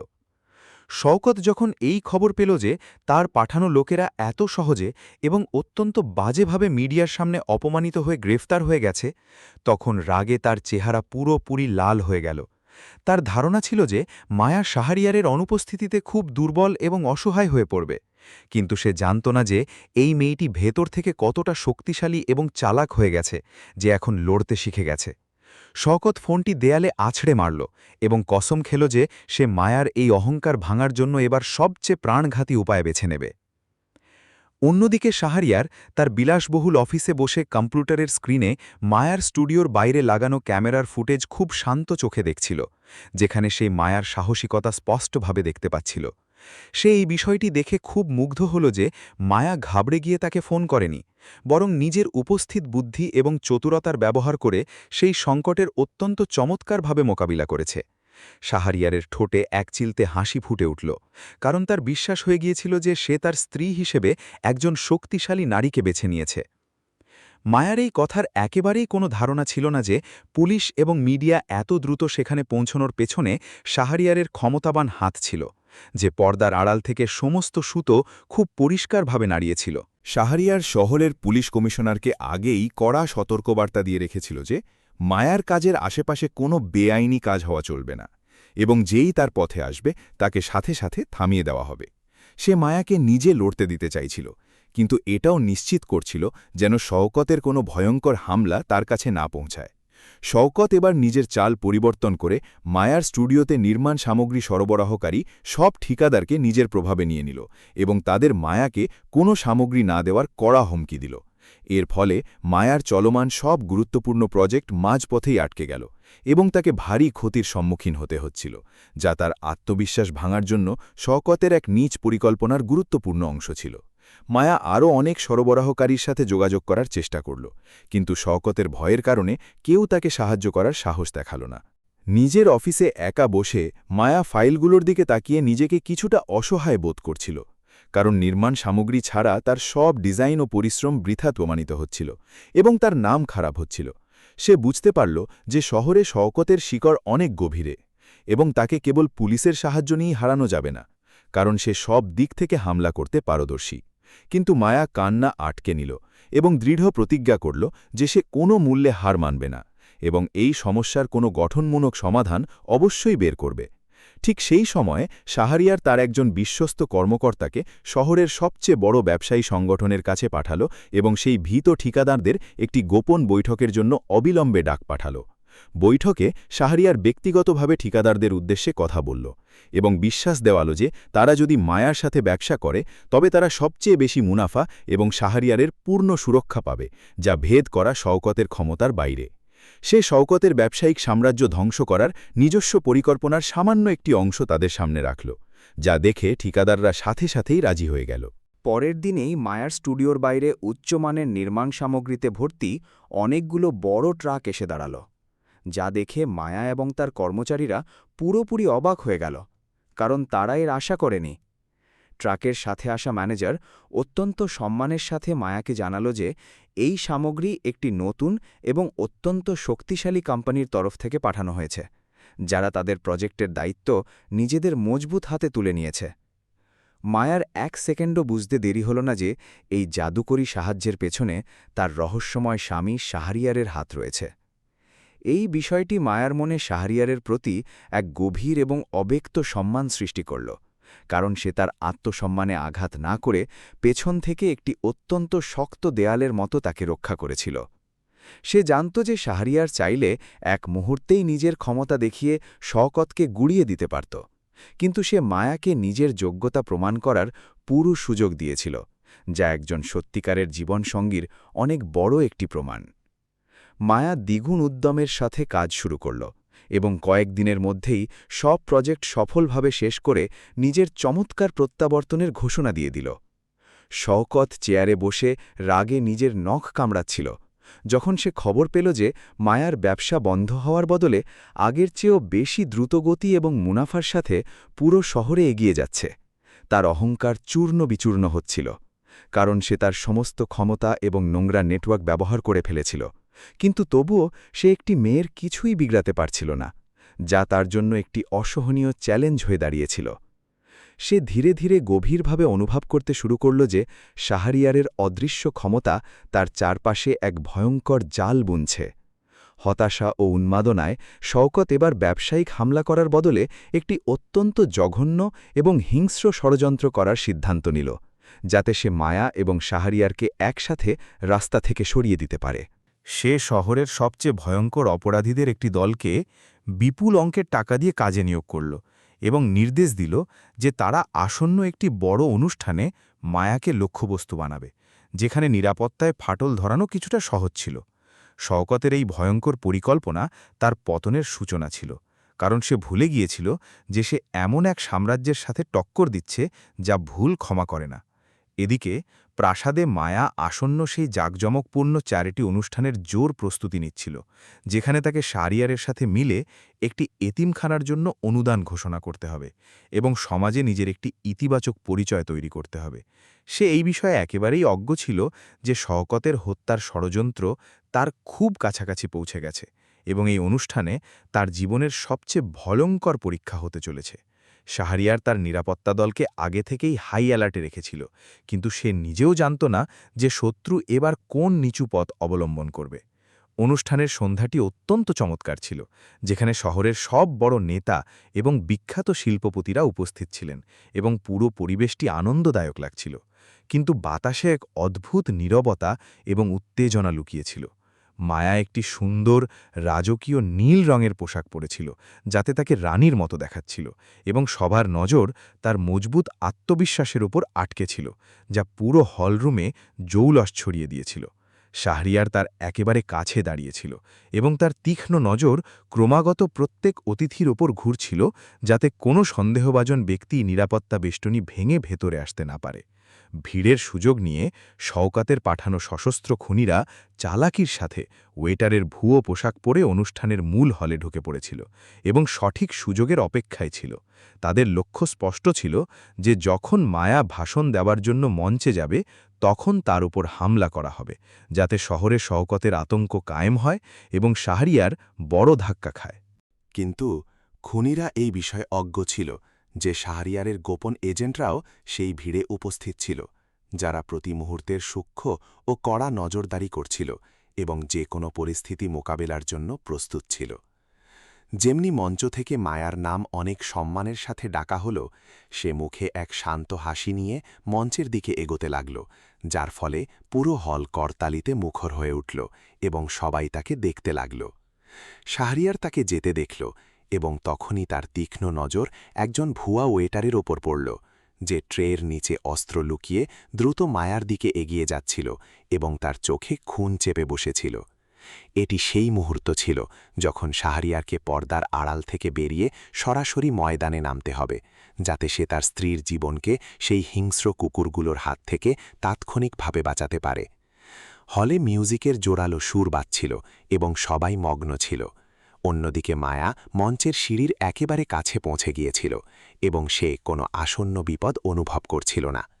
অন্যদিকে শাহরিয়ার বিদ্যুতের গতিতে সামনে লাফ দিল এবং নিজের কোটের ভেতর লুকানো বন্দুকটি বের করে নিল, কারণ এখন কূটনীতি এবং ব্যবসায়িক চালের সময় পুরোপুরি শেষ হয়ে গিয়েছিল এবং এটি রক্তক্ষয়ী যুদ্ধে পরিণত হয়েছিল। শওকতের মৃত্যুর এই ভয়ঙ্কর ষড়যন্ত্র এখন সেই বিলাসবহুল ঝাড়বাতির নিচে এক অত্যন্ত বড় এবং ভয়াবহ বিস্ফোরণে পরিণত হতে চলেছিল, যা শহরকে কাঁপিয়ে দেওয়ার মতো ছিল। হলে বাজতে থাকা সুরেলা মিউজিকের প্রতিধ্বনি হঠাৎ এক ভয়ঙ্কর নিস্তব্ধতায় বদলে গেল যখন শাহরিয়ার তীব্র গতিতে নিজের জায়গা থেকে লাফ দিল। সেই ভুয়া ওয়েটার নিজের বন্দুক বের করে মায়ার উপর সরাসরি নিশানা করতেই যাচ্ছিল, কিন্তু শাহরিয়ারের গতি কোনো ক্ষুধার্ত সিংহের চেয়ে অনেক বেশি দ্রুত ছিল। সে চোখের পলকে খুনির হাত মুচড়ে দিল এবং তার ভারী বন্দুক ছিটকে গিয়ে অনেক দূরে মেঝেতে পড়ল। শাহরিয়ার সময় নষ্ট না করে নিজের পিস্তলটি লোকটির মাথার দিকে তাকড়ল। মায়া এটা দেখে ভয়ে গুটিয়ে গেল। কিন্তু শাহরিয়ারের উপস্থিতি তাকে গভীর নিরাপত্তা দিল। নিরাপত্তারক্ষীরা সাথে সাথে তৎপর হয়ে উঠল এবং তারা সেই খুনিকে চারপাশ থেকে ঘিরে ফেলে মাটিতে শক্তভাবে চেপে ধরল যাতে সে পালাতে না পারে। হলে উপস্থিত সব প্রভাবশালী অতিথি এই হঠাৎ হওয়া প্রাণঘাতী হামলায় অত্যন্ত ঘাবড়ে গিয়েছিলেন এবং তাদের চেহারায় আতঙ্ক স্পষ্ট দেখা যাচ্ছিল। শাহরিয়ার নিজের পিস্তলটি পুনরায় কোটের ভেতর রাখল এবং অত্যন্ত শান্ত পায়ে মঞ্চের দিকে এগিয়ে গিয়ে মায়ার কাঁপতে থাকা হাত শক্ত করে চেপে ধরল। সে তার স্ত্রীকে সান্ত্বনা দিল যে সবকিছু পুরোপুরিভাবে আমার নিয়ন্ত্রণে আছে। তখনই প্রধান দরজা থেকে এক ভারী এবং অহংকারী কণ্ঠস্বর প্রতিধ্বনিত হল, যা সব অতিথির মনোযোগ নিজের দিকে আকর্ষণ করল এবং পরিবেশ আরও উত্তেজনাপূর্ণ হয়ে উঠল। এটি শওকত ছিল, যে তার দুর্নীতিগ্রস্ত রাজনীতিবিদ এবং ভারী পুলিশ বাহিনীর সাথে বুক ফুলিয়ে হলের ভেতরে অত্যন্ত নির্ভীক ভঙ্গিতে পা রাখছিল। তার মুখে একটি অত্যন্ত নীচ এবং বিষাক্ত হাসি ছিল, যেন সে কোনো অনেক বড় যুদ্ধ জয় করে নিয়েছে এবং এখন সে নিজের ইচ্ছামতো কাজ করবে। সে মায়াকে চিরতরে ধ্বংস করার নাপাক উদ্দেশ্য নিয়ে সেখানে এসেছিল। শওকত তালি বাজাতে বাজাতে অত্যন্ত ব্যঙ্গাত্মক সুরে বলল যে, এই নাটক কি অত্যন্ত চমৎকার ছিল, কিন্তু এখন এই মিথ্যে খেলাটি শেষ করার সঠিক সময় এসে গেছে। সে শাহরিয়ারের দিকে আঙুল তুলে অভিযোগ করল যে এই লোকটি কোনো বড় ব্যবসায়ী নয়, বরং একজন মস্ত বড় প্রতারক, যে আমার নিরীহ শালিকাকে জাল কাগজপত্রের সাহায্যে ফাঁসিয়ে রেখেছে। শওকতের এই মিথ্যে এবং ভিত্তিহীন দাবি শুনে হলে উপস্থিত সবাই নিজেদের মাঝে ধীরে ধীরে ফিসফিস করতে লাগল এবং গভীর সন্দেহ ও সংশয়ে ডুবে গেল। মায়ার রক্ত ফুটতে লাগল এবং সে শওকতের এই নোংরা মিথ্যের কড়া জবাব দেওয়ার জন্য এগিয়ে যেতে লাগল, কিন্তু শাহরিয়ার তার হাত আটকে দিল। শাহরিয়ারের চেহারা একেবারে ভাবহেসীন ছিল এবং তার চোখে এমন এক বরফ শীতল ঝড় লুকিয়েছিল যা যে কোনো সময় শওকতের অস্তিত্বকে পুরোপুরিভাবে মুছে দেওয়ার ভয়ঙ্কর ক্ষমতা রাখত। সে অত্যন্ত ধীর কিন্তু ভীষণ বিপজ্জনক কণ্ঠে শওকতকে বলল যে তোমাকে তোমার নিজের সীমা ভুলে যাওয়ার এক অনেক বড় এবং যন্ত্রণাদায়ক মূল্য চোকাতে হবে। শওকত জোরে হেসে উঠল এবং সে তার সাথে আসা পুলিশ কমিশনারের দিকে ইশারা করে বলল যে আজ রাতে তোমাদের দুজনকেই জালিয়াতির মিথ্যা অভিযোগে গ্রেফতার করা হবে এবং এই সাম্রাজ্য আমার হবে। তার পুরো বিশ্বাস ছিল যে সে শহরের সব বড় কর্মকর্তাকে মোটা অঙ্কের টাকা দিয়ে পুরোপুরিভাবে কিনে নিয়েছে এবং এখন শাহরিয়ার কোনো মতেই তার এই মজবুত এবং ভয়ঙ্কর জাল থেকে বের হতে পারবে না। সে তার এই চমৎকার বিজয়ের জঘন্য আনন্দ সবার সামনেই মহা ধুমধামে উদযাপন করতে শুরু করেছিল। শাহরিয়ার অত্যন্ত শান্তভাবে নিজের কোটের পকেট থেকে একটি ছোট রিমোট বের করল এবং তার বোতাম চেপে দিল, যার পর হলের বড় স্ক্রিন উজ্জ্বল হয়ে উঠল। সেই বিশাল স্ক্রিনে কিছু এমন গোপন আর্থিক নথি এবং ব্যাঙ্ক অ্যাকাউন্টের গভীর তথ্য সামনে এলো যা সেখানে উপস্থিত প্রত্যেক মানুষের শ্বাস পুরোপুরি আটকে দিল। এটি শাহরিয়ারের সেই লুকানো আসল এবং ভয়ঙ্কর ক্ষমতা ছিল, যার সম্পর্কে এতদিন শহরের কোনো মানুষ বিন্দুমাত্রও জানত না, এবং এটি অত্যন্ত বেশি ভয়ঙ্কর এবং তেতো সত্যি ছিল। নথিগুলো থেকে এটি পুরোপুরিভাবে প্রমাণিত হয়ে গেল যে শাহরিয়ার শুধু একজন সফল ব্যবসায়ীই নয়, বরং পুরো দেশের সবচেয়ে বড় এবং ক্ষমতাবান বিলিয়ানিয়ার ব্যক্তি। সে গত কয়েক ঘণ্টার মধ্যেই শওকতকে সমর্থন করা প্রতিটি দুর্নীতিগ্রস্ত কোম্পানির অধিকাংশ শেয়ার চুপচাপ কিনে নিয়েছিল, আর এখন সে আনুষ্ঠানিকভাবে সেই সব কিছুর একমাত্র মালিক হয়ে গিয়েছিল। এই বড় উন্মোচন শওকতের কাছে কোনো ভয়ঙ্কর দুঃস্বপ্ন সত্যি হওয়ার মতো ছিল, যা তার পুরো বিশ্বকে এক মুহূর্তেই অত্যন্ত বাজেভাবে কাঁপিয়ে দিয়েছিল।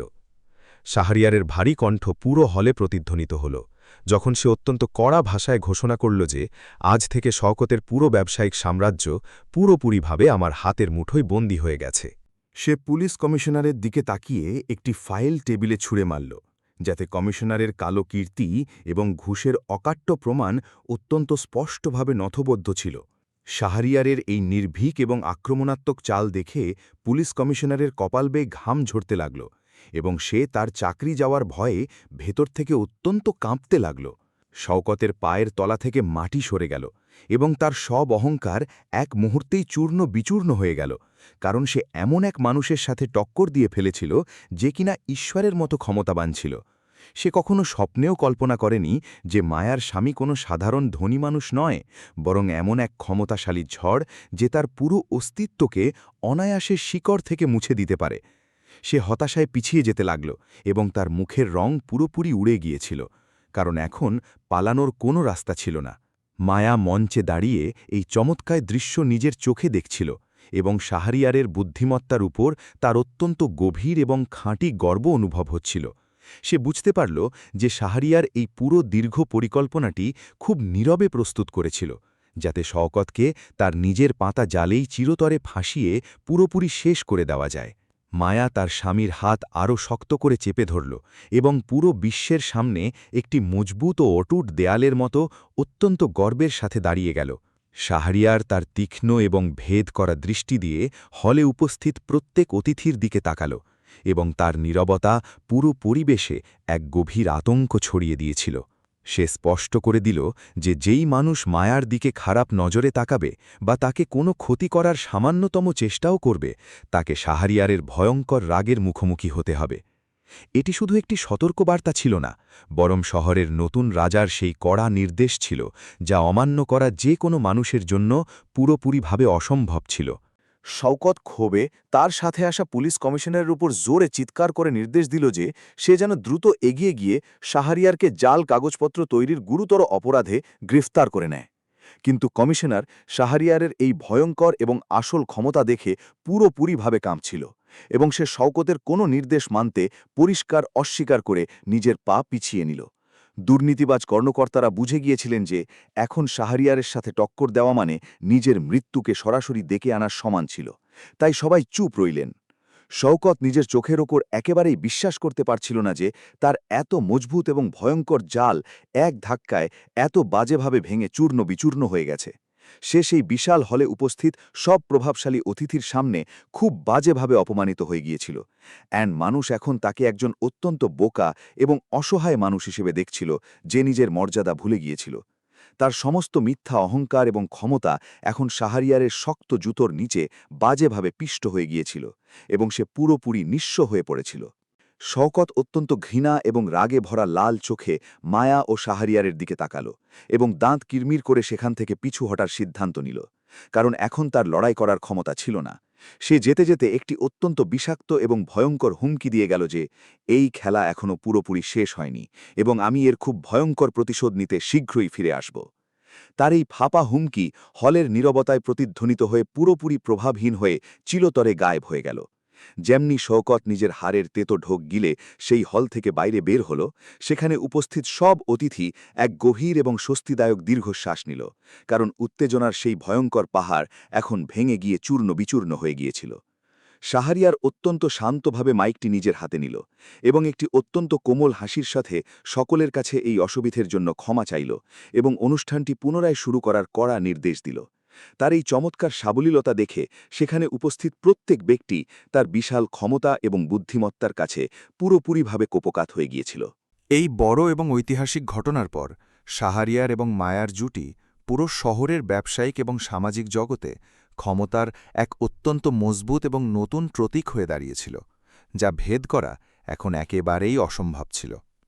যেসব ধনী এবং প্রভাবশালী মানুষ গতকাল পর্যন্ত মায়াকে শুধু একটি দুর্বল এবং অসহায় মেয়ে মনে করছিল, তারা আজ তার গভীর আত্মবিশ্বাস এবং শাহরিয়ারের সাথে তার এই চমৎকার অংশীদারিত্বকে অনেক বেশি সম্মান করতে শুরু করেছিল। এটি তাদের সম্পর্কের একটি অত্যন্ত মজবুত এবং নতুন চমৎকার শুরুর এক অনেক বড় ও সুন্দর প্রতীক ছিল। অনুষ্ঠান সফলভাবে শেষ হওয়ার পর যখন তারা দুজন নিজেদের সুরক্ষিত রোলস রয়েস গাড়িতে বসে ফিরে প্রাসাদের দিকে যাচ্ছিল, তখন তাদের মাঝে এক অত্যন্ত স্বস্তিদায়ক নীরবতা বিরাজ করছিল। মায়া জানালা দিয়ে বাইরের রাতের সুন্দর এবং শান্ত শহরের দিকে তাকিয়ে অনুভব করল যে আজ রাতে সে তার জীবনের এক অত্যন্ত বড় এবং ভয়ঙ্কর লড়াইকে অত্যন্ত চমৎকারভাবে জয় করে নিয়েছে। সে নিজের চোখ বন্ধ করল এবং স্বস্তির একটি দীর্ঘ শ্বাস নিয়ে নিজের স্বামী শাহরিয়ারকে মন থেকে অনেক অনেক ধন্যবাদ জানাল, যে তার ঢাল ছিল। শাহরিয়ার অত্যন্ত কোমলভাবে মায়ার হাত নিজের মজবুত হাতে ধরে নিল এবং তাকে এটি উপলব্ধি করাল যে এখন তার আর কোনো কিছু থেকে ভয় পাওয়ার বিন্দুমাত্র প্রয়োজন নেই। সে তার ভারী গলায় বলল যে শওকতের অহংকার আজ নিশ্চয়ই ভেঙে গেছে, কিন্তু এটি আমাদের দীর্ঘ লড়াইলে শুধু একটি ছোট এবং প্রাথমিক অংশ ছিল যা আমরা সফলভাবে পার করে এসেছি। এখন আসল যুদ্ধ শুরু হবে, যেখানে আমরা তার পুরো কালো সাম্রাজ্যকে পুরোপুরিভাবে শিকড় থেকে উপড়ে অনেক দূরে ছুঁড়ে ফেলব, যাতে সে আর ফিরে আসতে না পারে। মায়া শাহরিয়ারের চোখে সেই ভয়ঙ্কর এবং তীক্ষ্ণ আগুন দেখতে পেল, যা শত্রুকে ছাই করার দৃঢ় সংকল্প রাখত। সেও অত্যন্ত দৃঢ়তার সাথে নিজের সম্মতিতে মাথা নাড়ল। সে এখন আর শুধু একজন ভীত শিকার ছিল না, যাকে সবসময় নিজের প্রাণ বাঁচিয়ে পালাতে হতো, বরং এখন সে একজন অত্যন্ত শক্তিশালী এবং নিডর যোদ্ধা হয়ে উঠেছিল, যে নিজের অধিকার খুব ভালো করেই জানত। তার এই কথার পুরো উপলব্ধি ছিল যে তাকেও শাহরিয়ারের এই বিপজ্জনক মহাযুদ্ধে নিজের পূর্ণ সমর্থন এবং মস্তিষ্ক খুব ভালোভাবে ব্যবহার করতে হবে। পরের দিনের সকালের রোদের সাথেই পুরো শহরের প্রতিটি ছোট বড় সংবাদপত্র এবং টিভি চ্যানেল শাহরিয়ারের আসল পরিচয় এবং তার অঢের সম্পদের বড় উন্মোচনের ব্রেকিং নিউজে পুরোপুরি ভরা ছিল। সব জায়গায় শুধু এই কথাই আলোচনা হচ্ছিল যে কিভাবে শহরের সবচেয়ে বড় এবং ক্ষমতাবান পরিবারের মালিক নিজের স্ত্রীকে বাঁচানোর জন্য শওকতের চরম অহংকারকে জনসমক্ষে চূর্ণ বিচূর্ণ করে দিয়েছেন। এটি এমন একটি চাঞ্চল্যকর খবর ছিল যা শহরের প্রতিটি সাধারণ নাগরিককে পুরোপুরিভাবে চমকে দিয়েছিল এবং অবাক করে দিয়েছিল। প্রাসাদের ভেতরে শাহরিয়ার তার বিশাল ও সুরক্ষিত অফিসে শহরের সবচেয়ে বড় এবং চটুর আইনজীবী ও আর্থিক উপদেষ্টাদের একটি অত্যন্ত গুরুত্বপূর্ণ এবং গোপন বৈঠক ডেকেছিল, যাতে সে সামনের মজবুত পরিকল্পনা তৈরি করতে পারে। মায়াও পূর্ণ আত্মবিশ্বাসের সাথে সেই গুরুত্বপূর্ণ বৈঠকে শাহরিয়ারের একেবারে পাশের চেয়ারে একজন সমান অধিকারীর মতো বসেছিল এবং সব পুরনো ফাইলগুলো খুব গভীরভাবে অধ্যয়ন করছিল। এই দৃশ্য এই কথার সবচেয়ে বড় প্রমাণ ছিল যে সে এখন এই বিশাল ও ক্ষমতাবান সাম্রাজ্যের আসল এবং সবচেয়ে সম্মানিত মহারানী হয়ে উঠেছিল। শাহরিয়ার ঘরের বড় স্ক্রিনে শওকতের সমস্ত অবৈধ এবং দুর্নীতিগ্রস্ত কোম্পানিগুলোর পুরো অকাট্য প্রমাণ খুলে রাখল এবং তার বিশেষ উপদেষ্টাদের অত্যন্ত কড়া সুরে বেশ কিছু বড় নির্দেশ দেওয়া শুরু করল।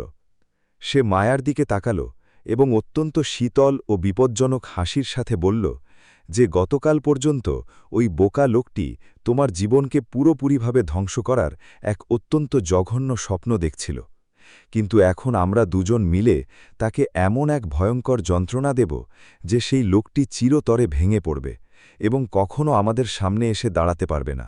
মায়াও ফাইলগুলো বন্ধ করতে করতে অত্যন্ত তীক্ষ্ণ এবং আক্রমণাত্মক সুরে বলল যে আমি জানি যে শওকতের আসল দুর্বল জায়গা কোথায় এবং আমরা সবার আগে তার সেই ঠিকানাতেই অনেক বড় হামলা করব। সে শওকতের কাজ করার সব নোংরা পদ্ধতি এবং তার দুর্নীতিগ্রস্ত নেটওয়ার্ক খুব ভালোভাবেই বুঝত। তাই সে এই বড় এবং বিপজ্জনক যুদ্ধের পুরো নেতৃত্ব নিজের মজবুত হাতে খুব বুদ্ধিমত্তার সাথে তুলে নিয়েছিল। শাহরিয়ার নিজের স্ত্রীর এই অতুলনীয় বুদ্ধিমত্তা এবং চমৎকার ক্ষিপ্রতার ওপর অনেক বেশি গর্ব করল, যা আগামী বিজয় নিশ্চিত করতে চলেছিল। প্রাসাদের চমৎকার লাইব্রেরিতে সকালের রোদ এসে পড়ছিল, কিন্তু পরিবেশ অনেক বেশি গম্ভীর এবং উত্তেজনাপূর্ণ ছিল। মায়া একটি বড় টেবিলের কাছে দাঁড়িয়েছিল, যার ওপর শওকতের ব্যবসায়িক সাম্রাজ্যের সব গোপন নথিপত্র ছড়িয়েছিল। গতরাতের নাটকের পর দুজনেই শত্রুকে শিকড় থেকে শেষ করার নতুন কৌশলের ওপর কাজ শুরু করে দিয়েছিল। শাহরিয়ার নিজের চেয়ারে শান্তভাবে বসে নিজের স্ত্রীর চোখে জ্বলতে থাকা প্রতিশোধীর আগুন খুব মনোযোগ দিয়ে দেখছিল, যা তাকে এক অদ্ভুত গভীর এবং খাঁটি গর্ব অনুভব করাচ্ছিল। মায়া একটি নীল রঙের ফাইল নিজের হাতে তুলে নিল এবং শাহরিয়ারের দিকে তাকিয়ে অত্যন্ত আত্মবিশ্বাসের সাথে বলল যে শওকতের সবচেয়ে বড় অহংকার তার সেই নির্মাণ কোম্পানি, যা সব সরকারি চুক্তি অবৈধভাবে হাসিল করে। সে আরও বুঝিয়ে বলল যে এই কোম্পানিতে অনেক কালো টাকা বিনিয়োগ করা আছে এবং যদি আমরা এর প্রধান আর্থিক উৎস কোনোভাবে কেটে দিই তবে তার পুরো ব্যবসায়িক কাঠামো তাসের ঘরের মতো বাজেভাবে ভেঙে পড়বে। শাহরিয়ার নিজের স্ত্রীর এই তীক্ষ্ণ ব্যবসায়িক বুদ্ধির অনেক বেশি প্রশংসা করল এবং হাসল। শাহরিয়ার সাথে সাথেই তার সবচেয়ে বিশ্বস্ত এবং ক্ষুরধার হ্যাকারদের দলকে একটি সরাসরি নির্দেশ পাঠাল, যেন তারা শওকতের সেই সব গোপন বিদেশি ব্যাংক অ্যাকাউন্টের সম্পূর্ণ তথ্য বের করে, যা সে তার কালো টাকাকে সাদা করার জন্য ব্যবহার করে। মায়া সেই দুর্নীতিগ্রস্ত কর্মকর্তাদের নামের একটি অত্যন্ত দীর্ঘ তালিকাও প্রস্তুত করেছিল, যারা শওকতের কাছ থেকে নিয়মিতভাবে মোটা অঙ্কের ঘুষ নিত এবং তার সমস্ত বেআইনি কাজগুলো সর্বদা পুলিশের নজর থেকে লুকিয়ে রাখত। এটি একটি অত্যন্ত বিপজ্জনক এবং নিখুঁত পরিকল্পনা ছিল, যা এখন মাটিতে নামছিল। অন্যদিকে নিজের বিলাসবহুল অফিসে বসে শওকত অত্যন্ত বাজেভাবে ঘামছিল, কারণ তার কাছে একের পর এক খারাপ খবর ক্রমাগত আসছিল। তার সবচেয়ে পুরনো এবং বিশ্বস্ত ব্যবসায়িক অংশীদারেরা হঠাৎ করে তার সাথে তাদের সমস্ত সম্পর্ক চিরতরে শেষ করার সিদ্ধান্ত নিয়েছিল, কারণ তারা শাহরিয়ারের ভয়ঙ্কর রাগের অনেক বেশি ভয় পাচ্ছিল। শওকত এই বিষয়টি একেবারেই বুঝতে তার এইসব অত্যন্ত গোপন ব্যবসায়িক বিষয়গুলোর এত নিখুঁত এবং গভীর তথ্য কিভাবে পাচ্ছে। মায়া তার পুরনো তথ্যাবলীর খুব সঠিক উপায়ে ব্যবহার করে শাহরিয়ারের দলকে সেই ভুয়া কোম্পানিগুলোর নাম এবং ঠিকানা জানিয়েছিল, যেগুলো শুধু কাগজে কলমেই চলছিল। এই ভুয়া কোম্পানিগুলো শওকতের কালো টাকাকে সাদা করার সবচেয়ে প্রধান মাধ্যম ছিল, যেগুলোকে সে খুব চালাকির সাথে দুনিয়ার নজর থেকে লুকিয়ে রেখেছিল। শাহরিয়ারের আইনজীবীরা অবিলম্বে এইসব অকাট্য প্রমাণ একসাথে জমা করল এবং সেগুলো শহরের সবচেয়ে সৎ ও কড়া তদন্তকারী কর্মকর্তাদের কাছে অত্যন্ত সুরক্ষিত উপায়ে পৌঁছে দিল, যাতে কঠোর আইনি ব্যবস্থা নেওয়া যায়। পরের দিন সকাল হতেই শহরের পুলিশ বিভাগ এবং আয়কর কর্মকর্তাদের কয়েকটি আলাদা আলাদা দল একসাথে শওকতের সব অফিসে ব্যাপক পরিসরে হঠাৎ তল্লাশি শুরু করে দিল। নিউজ চ্যানেলগুলোতে এই বড় খবরের সরাসরি সম্প্রচার চলছিল, যেখানে পুলিশরা শওকতের অফিস থেকে অগণিত ফাইল এবং কম্পিউটার বাজেয়াপ্ত করে নিয়ে যাচ্ছিল। এই দৃশ্য দেখে শওকতের ঘাম ছুটে যাচ্ছিল এবং সে তার আইনজীবীদের ওপর পাগলের মতো জোরে চিৎকার করছিল, যারা এখন পুরোপুরি অসহায় মনে হচ্ছিল, কারণ সবকিছু ধ্বংস হয়ে যাচ্ছিল। প্রাসাদের শান্ত ও সুরক্ষিত পরিবেশে বসে মায়া এবং শাহরিয়ার টিভিতে এই পুরো চমৎকার অভিযানের সরাসরি সম্প্রচার খুব মনোযোগ দিয়ে দেখছিল। মায়ার চেহারায় এক গভীর ও স্বস্তিদায়ক প্রশান্তি স্পষ্টভাবে দেখা যাচ্ছিল, কারণ সেই দানব এখন অত্যন্ত বাজেভাবে তার নিজেরই পাতাজালে ফেসে গিয়ে ছটফট করছিল, যে তার জীবনকে একসময় নরক বানিয়ে দিয়েছিল। শাহরিয়ার তার হাতে ধরা কফিতে চুমুক দিল এবং অত্যন্ত ধীর গলায় বলল যে, এটি তো শুধু শুরু, আসল যন্ত্রণা সে এখন পাবে। শেয়ার বাজার খুলতেই শাহরিয়ার তার বিশাল অর্থনৈতিক ক্ষমতার ব্যবহার করে আরও একটি অত্যন্ত বড় হামলা করল, যার ফলে বাজারে ভয়ঙ্কর তোলপাড় শুরু হয়ে গেল। সে শওকতের প্রধান কোম্পানির এত বেশি শেয়ার এক ধাক্কায় জলের দরে বিক্রি করে দিল যে শেয়ারের দাম হুড়মুড় করে মাটিতে পড়ে গেল। বিনিয়োগকারীদের মাঝে তীব্র আতঙ্ক ছড়িয়ে পড়ল এবং তারা তাদের টাকা বাঁচানোর জন্য পাগলের মতো তাদের শেয়ার বিক্রি করতে লাগল, যার ফলে শওকতের কোম্পানি কয়েক ঘণ্টার মধ্যেই পুরোপুরি নিঃস্ব হওয়ার দ্বারপ্রান্তে পৌঁছে গেল এবং সবকিছু শেষ হয়ে গেল। শওকত বারবার ফোন ঘোরাচ্ছিল এবং সেই বড় রাজনীতিবিদদের ফোন করছিল, যাদের সে বছরের পর বছর ধরে ঘুষ খাইয়েছিল। কিন্তু আজ কেউই তার ফোন ধরল না, কারণ তারা সবাই শাহরিয়ারের ক্ষমতা সম্পর্কে ভালোভাবে অবগত ছিল এবং ডুবন্ত জাহাজে সওয়ার হয়ে নিজেদের জীবন নষ্ট করতে চাইছিল না। শওকত তার জীবনে প্রথমবারের মতো এই ভয়ঙ্কর উপলব্ধি করল যে ক্ষমতা ছাড়া সে এই দুনিয়ায় একেবারেই একা এবং অসহায় মানুষ, যার কোনো মূল্য নেই এবং কেউ তার সাহায্যে কখনো এগিয়ে আসবে না। মায়া জানত যে শওকত শুধু টাকার কাঙাল নয়, বরং মানুষের মনে তার মিথ্যা আতঙ্ক সৃষ্টি করার নোংরা রোগ তার আছে। সে শাহরিয়ারকে পরামর্শ দিল যে মিডিয়ার সামনে তার সেই কালো কীর্তিগুলো ফাঁস করে দিতে, যেখানে সে দুর্বল মানুষের উপর ভয়ঙ্কর অত্যাচার করেছে। তাহলে তার সমস্ত অহংকার চিরতরে ভেঙে যাবে। শাহরিয়ারের তার স্ত্রীর এই মনস্তাত্ত্বিক পদ্ধতি খুব পছন্দ হল, কারণ সে শত্রুকে আর্থিকভাবে সাথে সাথে মানসিকভাবেও পুরোপুরি ভেঙে দিতে চাইছিল, যাতে সে ভবিষ্যতে কখনো মাথা তুলতে না পারে। সেই সন্ধ্যায় শাহরিয়ারের পিআর টিম পুরো শহরের সমস্ত প্রধান সংবাদ চ্যানেল এবং ডিজিটাল প্ল্যাটফর্মে একসাথে একটি অত্যন্ত বেদনাদায়ক এবং চাঞ্চল্যকর তথ্যচিত্র প্রকাশ করে দিল।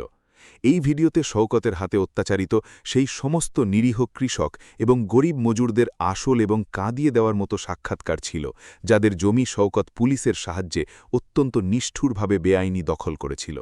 এই উন্মোচন পুরো শহরের সাধারণ মানুষের মনে শওকতের বিরুদ্ধে এক অত্যন্ত ভয়ঙ্কর ঘৃণা এবং তীব্র রাগের ঢেউ সৃষ্টি করে দিল। শহরের মানুষেরা রাস্তায় নেমে এলো এবং শওকতের কুশপুত্তলিকা পড়াতে লাগল, কারণ তারা বুঝতে পেরেছিল যে তাদের বড় নেতা আসলে একজন নিষ্ঠুর রাক্ষস। বিক্ষোভকারীরা শওকতের অফিস চারপাশ থেকে ঘিরে ফেলল এবং ব্যাপক পাথর ছোড়া শুরু করে দিল, যার ফলে পরিস্থিতি নিয়ন্ত্রণের বাইরে চলে গেল এবং পুলিশকে শক্তি প্রয়োগ করতে হল। শওকত যে সবসময় নিজের জানালা থেকে মানুষদের পোকামাকড় মনে করত, আজ সে ভীত হয়ে লুকিয়ে নিজের প্রাণের ভিক্ষা চাইছিল, যা তার অহংকারের সবচেয়ে বড় এবং লজ্জাজনক পরাজয় ছিল, যা সে ভুলতে পারবে না।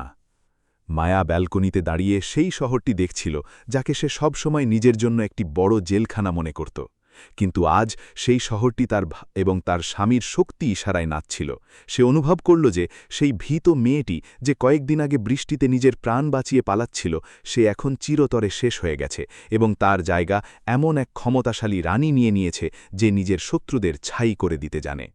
শাহরিয়ার পেছন থেকে এসে ভালোবাসায় তার কাঁধে নিজের ভারী এবং সুরক্ষিত হাত রাখল।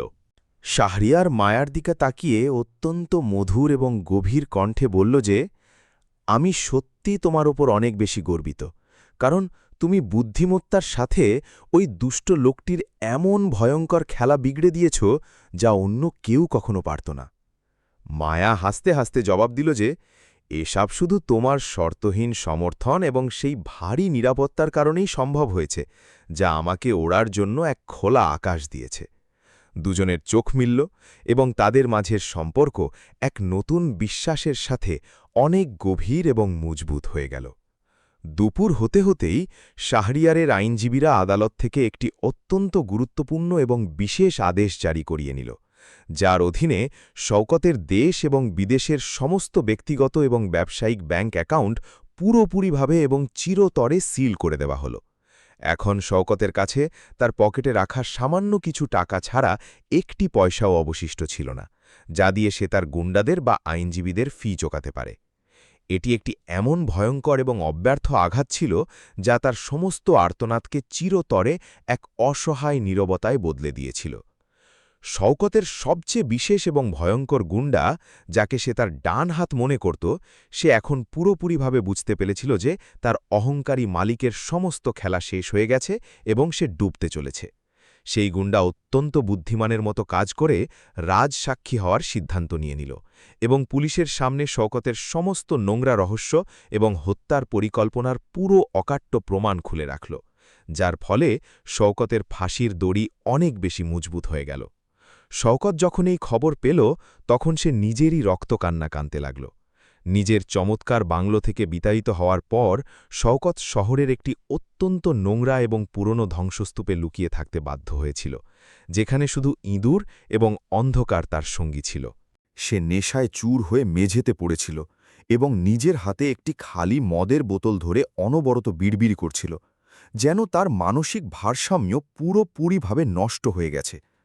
তার চোখে এখন কোনো অহংকার ছিল না, বরং এমন এক ভয়ঙ্কর আতঙ্ক এবং অসহায়ত্ব ছিল, যা সে সহ্য করতে পারছিল না এবং ছটফট করছিল।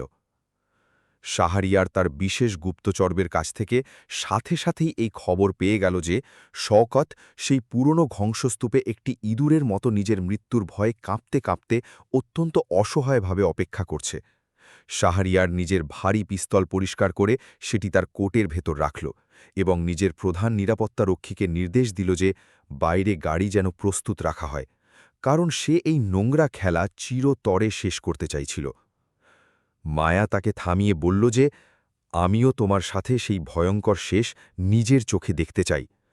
শাহরিয়ার মায়ার সাহসিকতা এবং মজবুত জেদ দেখে তাকে নিজের সাথে যাওয়ার অনুমতি দিয়ে দিল, কারণ সে জানত যে এই বিজয়ের ওপর সবচেয়ে প্রথম এবং বড় অধিকার মায়ারই। তাদের চমৎকার রোলস রয়েস গাড়ি তার বিশাল নিরাপত্তা বহরের সাথে শহরের সেই অন্ধকার এবং নির্জন গলিগুলো চিরে সেই পুরনো ধ্বংসস্তূপের দিকে অত্যন্ত দ্রুত গতিতে এগিয়ে চলতে লাগল। বাতাসে এক অদ্ভুত নীরবতা ছিল, যা আসন্ন এক বড় এবং ভয়ঙ্কর ঝড়ের সত্যিকারের সাক্ষ্য দিচ্ছিল, যা আজ রাতে সব কিছু শেষ করে দেবে। গাড়ির বিশাল বহর সেই ভাঙাচোরা ধ্বংসস্তূপটিকে চারপাশ থেকে পুরোপুরি ঘিরে ফেলল, এবং শাহরিয়ারের সশস্ত্র প্রহরীরা সেখানকার প্রতিটি জায়গা নিজেদের সুরক্ষিত নিয়ন্ত্রণে নিয়ে নিল, যাতে কেউ পালাতে না পারে। শাহরিয়ার নিজের গাড়ির দরজা অত্যন্ত গর্বের সাথে খুলল এবং মায়ার হাত ধরে তাকে সাবধানে বাইরে বের করল, যে এখন আর কোনো চ্যালেঞ্জকে ভয় পাওয়ার মতো দুর্বল মেয়ে একেবারেই ছিল না। স্বামী স্ত্রী দুজনে মিলে একসাথে সেই ভয়ঙ্কর ধ্বংসস্তূপের ভেতরে যেতে লাগল, যেখানে তাদের সবচেয়ে বড় এবং শেষ শিকার অসহায়ভাবে ছটফট করছিল। ভেতরের দৃশ্য অত্যন্ত দুর্গন্ধযুক্ত এবং ভীতিকর ছিল, যেখানে শওকত একটি ভাঙা পিলারের কাছে মাটিতে পড়ে পাগলের মতো নিজের নোখ কামড়াচ্ছিল এবং নিজের সাথেই কথা বলছিল।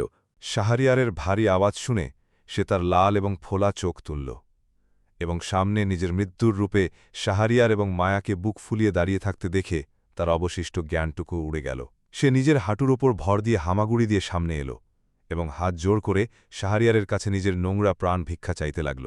মায়া এক পা সামনে বাড়াল এবং অত্যন্ত শীতল ও কঠোর কণ্ঠে সেই কাকুতি মিনতি করা জন্তুটিকে বলল যে, যখন তুমি নিরীহ মানুষদের জীবন অত্যন্ত নিষ্ঠুরভাবে ধ্বংস করেছিলে, তখন তুমি তাদের ওপর কোনো দয়া দেখাওনি। সে আরও বলল যে, আজ তুমি তোমার শাস্তি পাচ্ছ, এবং এটি তোমার সেই সব নোংরা কাজের ফলাফল যা তোমাকে এই দুর্গন্ধযুক্ত নরকে একটি পোকার মতো ছটফট করতে বাধ্য করেছে, যেখান থেকে তুমি কখনো ফিরে আসতে পারবে না। শওকত এই কথা শুনে জোরে জোরে কাঁদতে লাগল, কারণ সবকিছু শেষ হয়ে গিয়েছিল। সেই সময়ে বাইরে পুলিশের গাড়ির সাইরেনের তীব্র আওয়াজ প্রতিধ্বনিত হতে লাগল, যা শাহরিয়ারই সঠিক সময় সেখানে ডেকেছিল, যাতে আইন নিজের কাজ করতে পারে এবং কেউ কোনো আঙুল তোলার সুযোগ না পায়। পুলিশ কর্মকর্তারা ভেতরে এসে শওকতকে তার কলার ধরে অত্যন্ত ধাক্কা দিতে দিতে তাকে পুলিশের গাড়িতে ঢুকিয়ে দিল, যা তার আসল বাড়ি অর্থাৎ জেলের দিকে দ্রুত রওনা হয়ে গেল।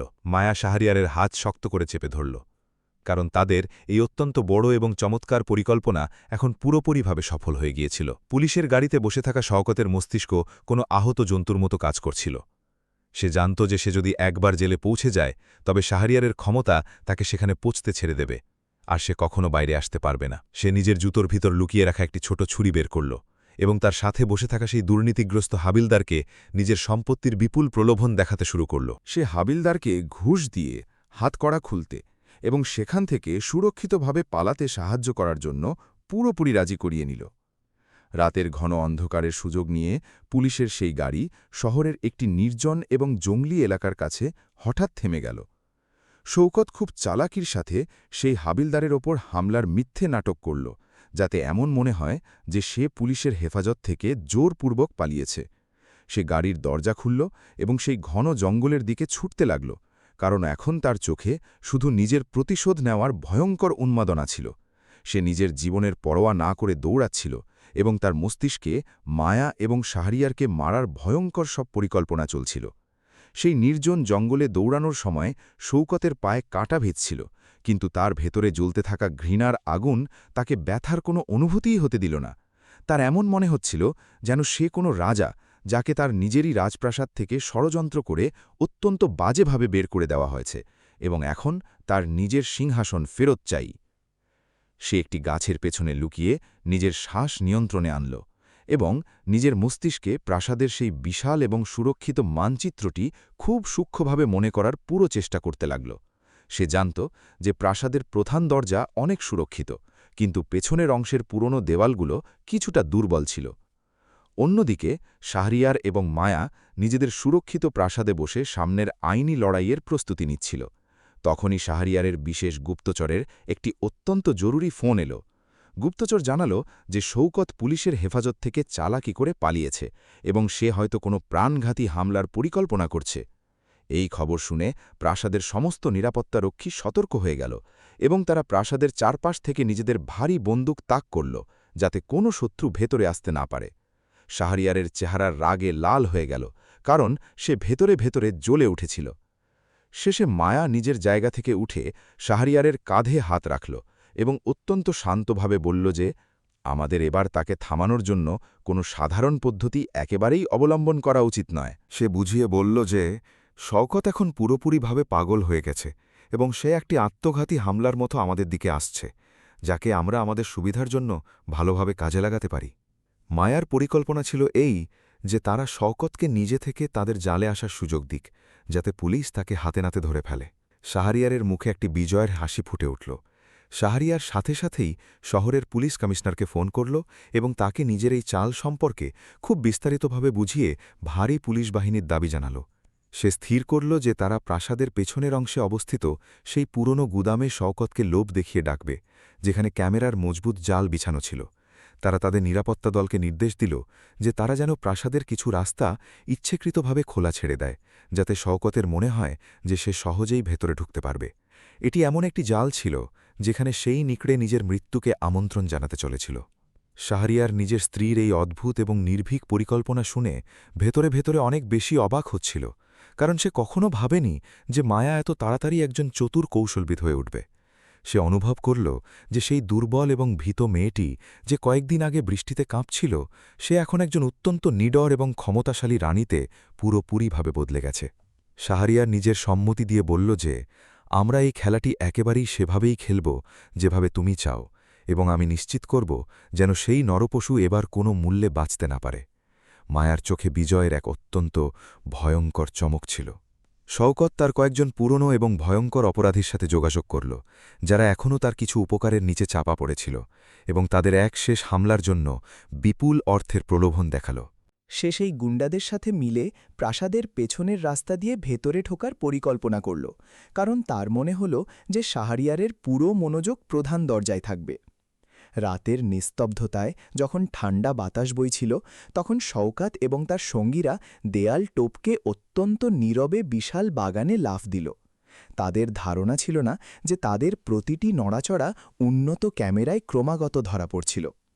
শাহরিয়ার তার সেরা এবং অত্যাধুনিক অস্ত্রে সজ্জিত কমান্ডো বাহিনীকে সেই পুরনো গুদামের ছাদে এবং কোণায় অত্যন্ত নীরবে মোতায়েন করে দিল, যাতে শত্রু টের না পায়।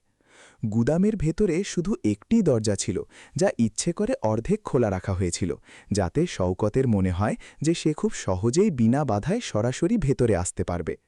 সেই অন্ধকার কোণাগুলোতে লাগানো নাইট ভিশন ক্যামেরা প্রতি মুহূর্তের ফুটেজ সরাসরি শাহরিয়ার এবং মায়ার সুরক্ষিত কেবিনে পাঠাচ্ছিল, যাতে তারা দুজনেই প্রতিটি ছোট নড়াচড়ার ওপর নজর রাখতে পারে। এটি মৃত্যুর এক অত্যন্ত চমৎকার গোলকধাঁধা ছিল। মায়া এবং শাহরিয়ার সেই পুরনো গুদামের ভেতরে একটি সুরক্ষিত কাচের কেবিনে বসে স্ক্রিনে শওকত এবং তার গুন্ডাদের নিজেদের দিকে এগিয়ে আসতে পরিষ্কার দেখতে পাচ্ছিল। মায়ার বুকের ধুকফুকানি বেড়ে গিয়েছিল, কিন্তু সে তার চেহারায় কোনো ভয় বা ঘাবড়াহট একেবারেই আসতে দিল না, কারণ তার নিজের স্বামীর ক্ষমতার ওপর ভরসা ছিল। শাহরিয়ার অত্যন্ত ভালোবাসায় তার হাত নিজের মজবুত হাতে চেপে ধরল এবং তাকে বিশ্বাস দেওয়াল যে আজ রাতের পর সবকিছু শেষ হয়ে যাবে। গুদামের বাইরে পুলিশের কয়েকটি দল সঠিক সুযোগের জন্য অধীর আগ্রহে অপেক্ষা করছিল। প্রাসাদের সেই বিশাল এবং সুন্দর বাগানে চারদিকে অত্যন্ত ঘন অন্ধকার ছেয়েছিল, যেখানে শওকত এবং তার সঙ্গীরা অত্যন্ত পা টিপে টিপে এবং ধীরে ধীরে নিজেদের গন্তব্যের দিকে এগিয়ে যাচ্ছিল। প্রতিটি কদমের সাথে শওকতের বুক খুব জোরে ধুকপুক করছিল, কারণ তাকে প্রাসাদের এই অদ্ভুত নিস্তব্ধতা ভেতরে ভেতরে এক অত্যন্ত ভীতিকর এবং ভয়ঙ্কর সংকেত দিচ্ছিল। কিন্তু তার অন্ধ অহংকার এবং শাহরিয়ারের কাছ থেকে নিজের প্রতিশোধ নেওয়ার সেই পাগলামিতে ভরা আকাঙ্ক্ষা তার চিন্তাভাবনা করার সম্পূর্ণ ক্ষমতাকে অত্যন্ত বাজেভাবে শেষ করে দিয়েছিল। সেই কথা না ভেবেই যে সামনে কি হতে পারে, কেবল সেই পুরনো গুদামের দিকে এক অন্ধ জানোয়ারের মতো ক্রমাগত এগিয়ে যাচ্ছিল।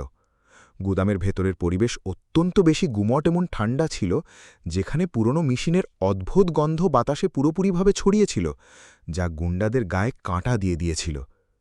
শওকত নিজের বন্দুকটি অত্যন্ত শক্ত করে ধরে রেখেছিল, অ্যান্ড তার চোখ অন্ধকারে শাহরিয়ার এবং মায়াকে পাগলের মতো খোঁজার চেষ্টা করছিল, কিন্তু সে কিছুই দেখতে পেল না। তখনই হঠাৎ গুদামে সেই অর্ধেক খোলা ভারী লোহার দরজাটি এক অত্যন্ত জোরালো এবং ভয়ঙ্কর আওয়াজের সাথে নিজে নিজেই চিরতরে বন্ধ হয়ে গেল, যা সেই সব অপরাধীদের শ্বাস আটকে দিল। এখন তারা সবাই সেই অন্ধকার জালে পুরোপুরি আটকা পড়ে গিয়েছিল। শৌকত তার গুন্ডাদের ইশারা করল এবং তারা সবাই গুদামের দরজা ভেঙে ভেতরে ঢুকে গেল, যেখানে শুধু একটি হালকা হলুদ আলো জ্বলছিল, যা সেই জায়গাটিকে ভীতিকর করে তুলেছিল। সে সেখানে পিন পতন নীরবতা পেল, তার হঠাৎ এই উপলব্ধি হতে লাগল যে হয়তো সে কোনো বড় ভুলের শিকার হয়ে গেছে এই জায়গাটি তার জন্য সুরক্ষিত নয়। তখনই গুদামের ভেতরে লাগানো বড় স্পিকার থেকে শাহরিয়ারের অনেক ভারী কণ্ঠ পুরো পরিবেশে ছড়িয়ে পড়ল, যা শওকতের পায়ের তলা থেকে মাটি সরিয়ে দিল। শাহরিয়ারের সেই ভয়ঙ্কর আওয়াজ শুনে শওকতের সাথে আসা সেই সব ভয়ঙ্কর গুন্ডা চরম কাঁপতে লাগল, কারণ তারা বুঝতে পেরেছিল যে তাদের একটি অনেক বড় এবং বিপজ্জনক জালে ফাঁসানো হয়েছে। সেই গুন্ডারা শওকতের দিকে অত্যন্ত রাগ এবং সন্দেহের নজরে তাকাল, কারণ সে তাদের এই মিথ্যা বিশ্বাস জুগিয়েছিল যে এই হামলা খুব সহজ হবে কেউ তাদের ধরতে পারবে না। কিন্তু এখন পরিস্থিতি পুরোপুরি উল্টে গিয়েছিল, তারা সবাই নিজেদের মৃত্যুকে অত্যন্ত কাছ থেকে দেখে ঘামে ভিজে যাচ্ছিল এবং সেখান থেকে পালানোর রাস্তা খুঁজতে শুরু করেছিল। শওকতও এখন ভেতর থেকে অনেক বাজেভাবে ঘাবড়ে গিয়েছিল। শওকত পাগলের মতো নিজের বন্দুক বের করল এবং সেই সুরক্ষিত কাঁচের কেবিনের দিকে এলো পাথারি গুলি ছুড়তে শুরু করল, যেখানে মায়া এবং শাহরিয়ার অত্যন্ত শান্তভাবে দাঁড়িয়ে তাকে দেখছিল। কিন্তু সেই কাঁচ পুরোপুরিভাবে বুলেট প্রুফ ছিল, গুলিগুলো তাতে ধাক্কা খেয়ে কোনো ক্ষতি ছাড়াই মাটিতে পড়ছিল, যা শওকতের অসহায়ত্বের অকাট্য প্রমাণ ছিল। সে নিজের সর্বশক্তি প্রয়োগ করে সেই কেবিনটি ভাঙার চেষ্টা করছিল এবং তার মুখ থেকে ক্রমাগত নোংরা গালি বের হচ্ছিল। মায়া তার এই অসহায়ত্ব দেখে একটি গভীর এবং স্বস্তিদায়ক দীর্ঘশ্বাস নিল। শওকত নিজের বন্দুকের ট্রিগার ততক্ষণ পর্যন্ত পাগলের মতো চাপতে থাকল যতক্ষণ না তার ম্যাগাজিনের সমস্ত গুলি পুরোপুরিভাবে শেষ হয়ে গেল, বন্দুক থেকে শুধু একটি ফাঁকা আওয়াজ আসতে লাগল। সে হাঁপাতে হাঁপাতে সেই বুলেটপ্রুফ কাঁচের সামনে দাঁড়িয়েছিল, আর তার চোখে এমন এক গভীর এবং ভয়ঙ্কর পাগলামি দেখা যাচ্ছিল যা যে কোনো মানুষকে অত্যন্ত বাজেভাবে ভয় দেখাতে পারত।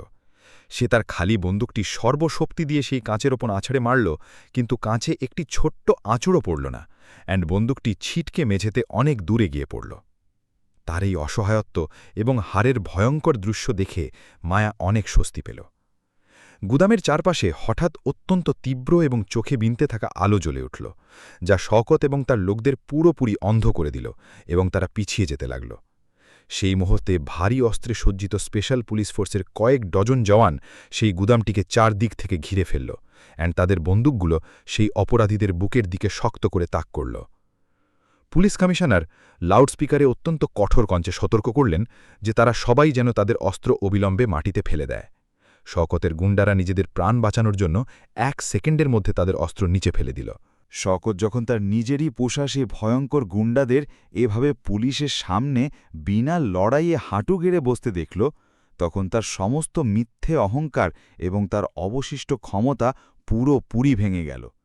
পুলিশ কমিশনার তার জওয়ানদের নির্দেশ দিলেন যেন তারা এগিয়ে যায় সেই সব অপরাধীদের হাতকড়া পরিয়ে মেঝেতে উপুর করে শুইয়ে দেয়, যাতে তারা কোনো ধরনের নোংরা চালাকি না করতে পারে। ভারী বুটের আওয়াজ পুরো গুদামে প্রতিধ্বনিত হচ্ছিল, একে একে সেই সব ভয়ঙ্কর অপরাধী অত্যন্ত অসহায়ভাবে পুলিশের সেই মজবুত শেকলে চিরতরে পুরোপুরিভাবে বন্দী হয়ে যাচ্ছিল। এটি শওকতের সেই কালো এবং জঘন্য সাম্রাজ্যের শেষ এবং সবচেয়ে লজ্জাজনক পরিণতি ছিল।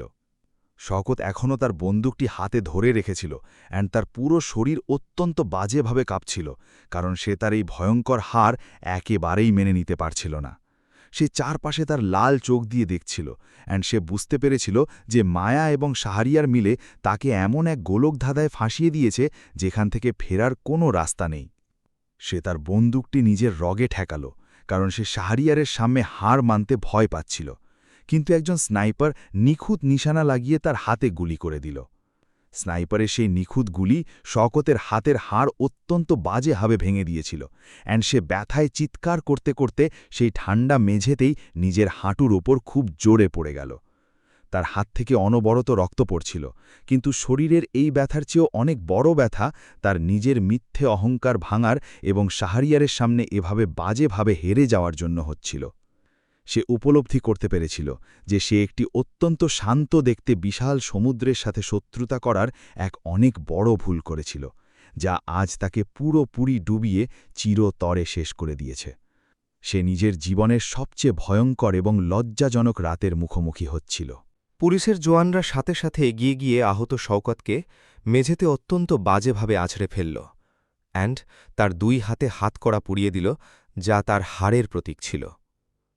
মায়া এবং শাহরিয়ার সেই বুলেটপ্রুফ কেবিন থেকে অত্যন্ত রাজকীয় ঢঙে বাইরে বেরোল অ্যান্ড তাদের চেহারায় এমন এক গভীর শান্তি ছিল, যা একটি বড় ঝড় পুরোপুরি শেষ হওয়ার পর আসে।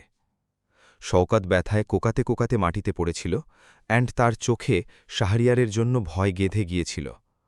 শাহরিয়ার তার কাছে গিয়ে অত্যন্ত কঠোর গলায় বলল যে, এই খেলা আমি শেষ করেছি। মায়া শওকতের দিকে কোনো মনোযোগই দিল না, বরং সে সেই পুলিশ কমিশনারকে অত্যন্ত সম্মানের সাথে ধন্যবাদ জানাল, যিনি এই পুরো প্রাণঘাতী পরিস্থিতিটি অত্যন্ত চমৎকারভাবে সামলেছিলেন। পুলিশ কমিশনারও অত্যন্ত আদবের সাথে মাথা নত করে জবাব দিলেন যে এটি তার দায়িত্ব ছিল অ্যান্ড শাহরিয়ারের মজবুত প্রমাণের ভিত্তিতে এখন এই অপরাধীকে কঠোর শাস্তি পাওয়া থেকে কেউ আটকাতে পারবে না। শওকতকে হেঁচড়ে টানতে টানতে পুলিশের মজবুত ভ্যানের দিকে নিয়ে যাওয়া হচ্ছিল অ্যান্ড নিরাপত্তা অত্যন্ত কড়া ছিল। মায়া তাকে যেতে দেখল অ্যান্ড তার মনে হল যেন কোনো ভারী পাহাড় বুক থেকে নেমে গেছে। যখন পুলিশের সব গাড়ি সেই গুদাম থেকে নিজেদের সাইরেন বাজাতে বাজাতে দূরে চলে গেল, তখন প্রাসাদের সেই বাগানে আরও একবার অত্যন্ত গভীর এবং স্বস্তিদায়ক শান্তি ছেয়ে গেল। শাহরিয়ার মায়ার কোমরে নিজের হাত রাখল অ্যান্ড তাকে অত্যন্ত ভালোবাসায় নিজের দিকে টেনে নিয়ে বলল যে এখন তোমাকে তোমার পুরো জীবনে কখনো পেছনে ফিরে সেই ভীতিকর অতীতকে দেখার দরকার পড়বে না। মায়া নিজের মাথা শাহরিয়ারের বুকে রাখল অ্যান্ড অত্যন্ত সুরক্ষিত অনুভব করল, কারণ এই সেই মানুষ যে তাকে বাঁচিয়েছিল। তাদের এই বিয়ে একটি সত্যিকারের প্রেমে পরিণত হয়েছিল। পরের দিন সকালে যখন সূর্যের কিরণ প্রাসাদের বিশাল বাগানে পড়ল, তখন মায়া একটি অত্যন্ত গভীর এবং স্বাধীন শ্বাস নিল। আজকের বাতাসে এক অদ্ভুত সতেজতা এবং শান্তি ছিল, যা সে নিজের জীবনে কখনো অনুভব করেনি।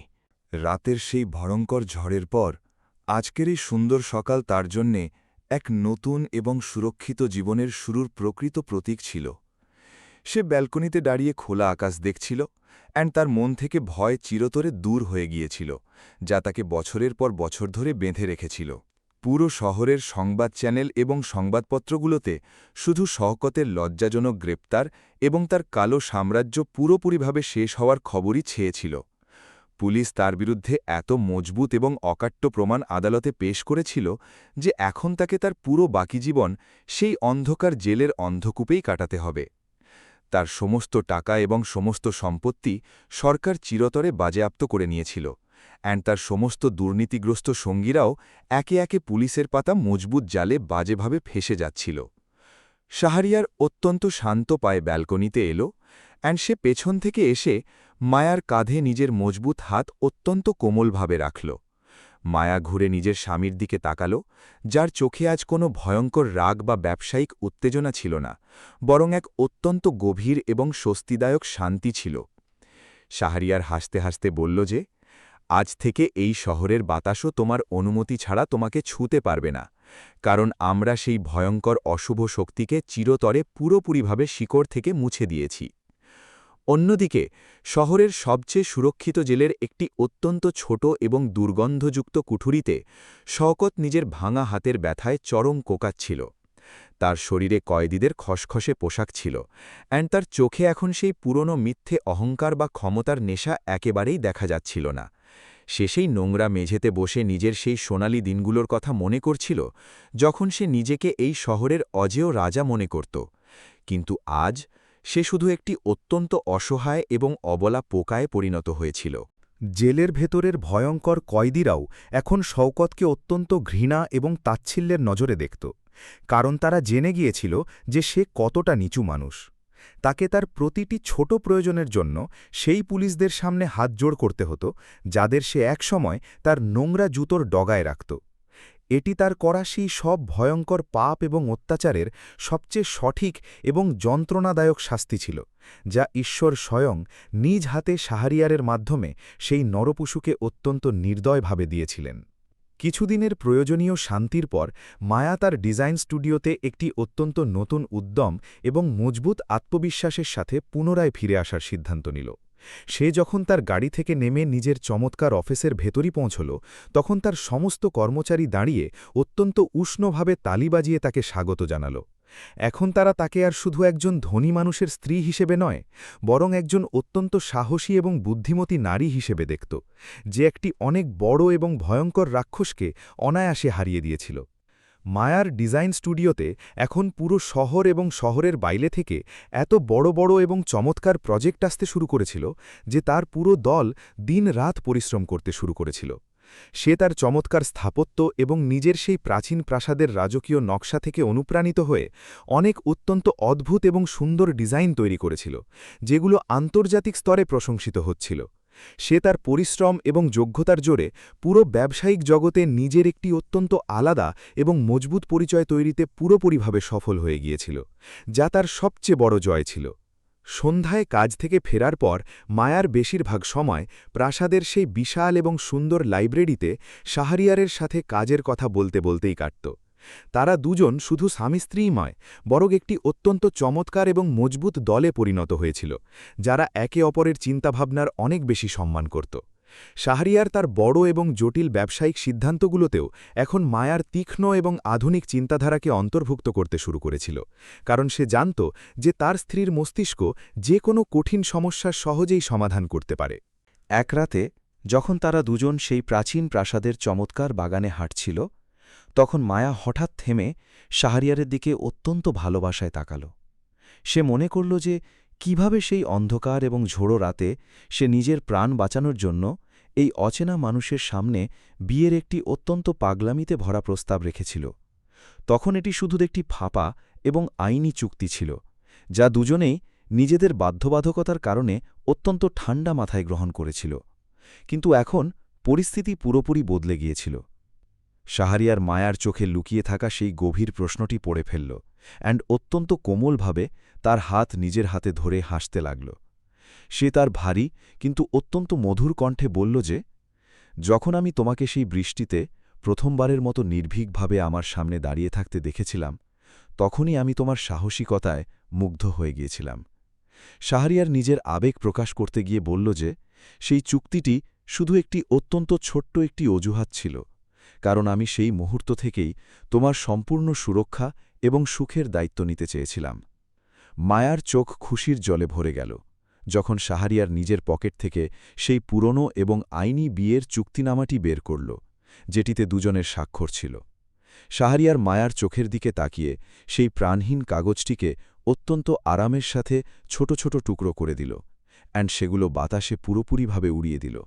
সে বলল যে, এখন আমাদের মাঝে কোনো ধরনের মিথ্যে এবং কাগজি চুক্তির একেবারেই কোনো প্রয়োজন নেই, কারণ আমাদের এই পবিত্র সম্পর্ক এখন শুধু একটি সত্যিকারের এবং অত্যন্ত গভীর প্রেমের উপর দাঁড়িয়ে আছে।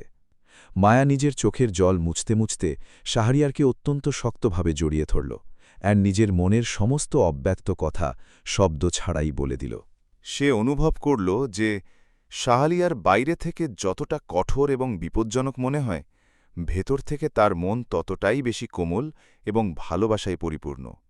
এই মানুষটি তাকে শুধু শওকতের সেই ভয়ঙ্কর নরক থেকেই বের করেনি, বরং তাকে এমন এক আকাশ দিয়েছে যেখানে সে কোনো ভয় ছাড়াই নিজের ইচ্ছায় অনেক উঁচু এবং চমৎকার উড়ান ভরতে পারত। কয়েক মাস পর শাহরিয়ার এবং মায়া পুরো শহরের গরিব এবং অসহায় শিশুদের জন্য একটি অত্যন্ত বড় এবং জাঁকজমকপূর্ণ এতিমখানা খোলার এক মহৎ সিদ্ধান্ত নিল। এই চমৎকার এতিমখানার উদ্বোধনী অনুষ্ঠানে শহরের সব বড় এবং প্রভাবশালী মানুষের পাশাপাশি সাধারণ জনগণও অত্যন্ত বিপুল সংখ্যায় অংশগ্রহণ করেছিল। মায়া নিজেই এই সম্পূর্ণ এবং সুন্দর ভবনের চমৎকার নকশা তৈরি করেছিল, যাতে সেখানে থাকা প্রত্যেক অসহায় শিশু একেবারে প্রাসাদের মতোই মজবুত নিরাপত্তা এবং পরিবারের মতো গভীর ভালোবাসা সবসময় পেতে পারে।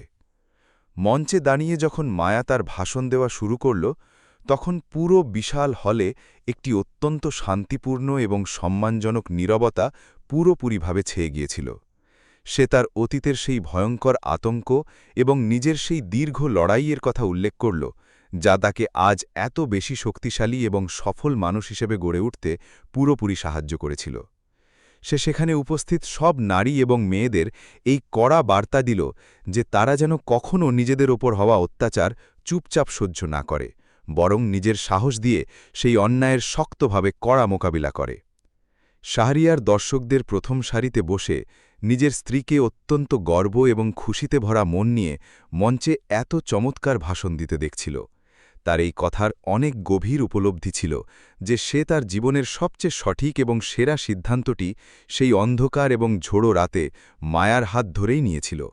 সে শুধু তার স্ত্রীই ছিল না, বরং তার সেই বিশাল এবং একাকী সাম্রাজ্যের এমন এক রূপসী রানী হয়ে উঠেছিল যে তার পুরো বর্ণহীন জীবনে ভালোবাসা এবং সুখের নতুন রং ভরিয়ে দিয়েছিল। শহরের সব বড় সংবাদপত্রগুলো পরের দিন মায়ার সেই প্রভাবশালী ভাষণ এবং শাহরিয়ারের সাথে তারই চমৎকার ও অতুলনীয় প্রেমের গল্প নিজেদের প্রথম পাতায় ছাপাল। তারা দুজন এখন পুরো দেশে ক্ষমতা এবং সত্যিকারের ভালোবাসার একটি অত্যন্ত মজবুত এবং চমৎকার প্রতীক হিসেবে পরিচিত হতে শুরু করেছিল, যা ভাঙা একেবারেই অসম্ভব ছিল। শওকতের সেই কালো এবং জঘন্য নাম এখন মানুষের মন থেকে পুরোপুরিভাবে মুছে গিয়েছিল, তার জায়গায় শুধু শাহরিয়ার এবং মায়ার এই চমৎকার বিজয়ের প্রতিধ্বনি অবশিষ্ট ছিল। অনুষ্ঠানের সফলভাবে সমাপ্তির পর যখন রাতের বেলায় তারা দুজন নিজেদের গাড়িতে বসে পুনরায় নিজেদের সেই সুরক্ষিত এবং সুন্দর প্রাসাদের দিকে ফিরছিল, তখন এক অনেক গভীর শান্তি ছিল। শহরের সেই রঙিন এবং উজ্জ্বল আলো গাড়ির কাঁচ ভেদ করে তাদের সফলতার চেহারায় এক অদ্ভুত এবং অত্যন্ত স্বস্তিদায়ক শান্তির ভাব ছড়িয়ে দিচ্ছিল।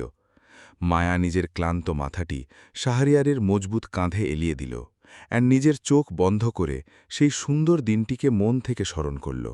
প্রাসাদে পৌঁছনোর পর শাহরিয়ার মায়াকে নিজের সাথে ছাদের সেই সবচেয়ে উঁচু এবং জাঁকজমকপূর্ণ ব্যালকনিতে নিয়ে গেল, যেখান থেকে পুরো শহর তারার মতো জ্বলজ্বল করতে দেখা যেত। ঠান্ডা এবং সতেজ বাতাস তাদের মুখ স্পর্শ করছিল, নিচে বহুদূর পর্যন্ত ছড়িয়ে থাকা সেই বিশাল বিশ্ব এখন তাদের কোনো ধরনের কোনো ভয়ঙ্কর ভয় দেখাচ্ছিল না। শাহরিয়ার পেছন থেকে মায়াকে নিজের মজবুত বাহুডোরে পুরোপুরিভাবে জড়িয়ে ধরল, সেই শান্ত ও সুন্দর রাতের নীরবতায় তার কানের কাছে একটি মধুর কথা বলল।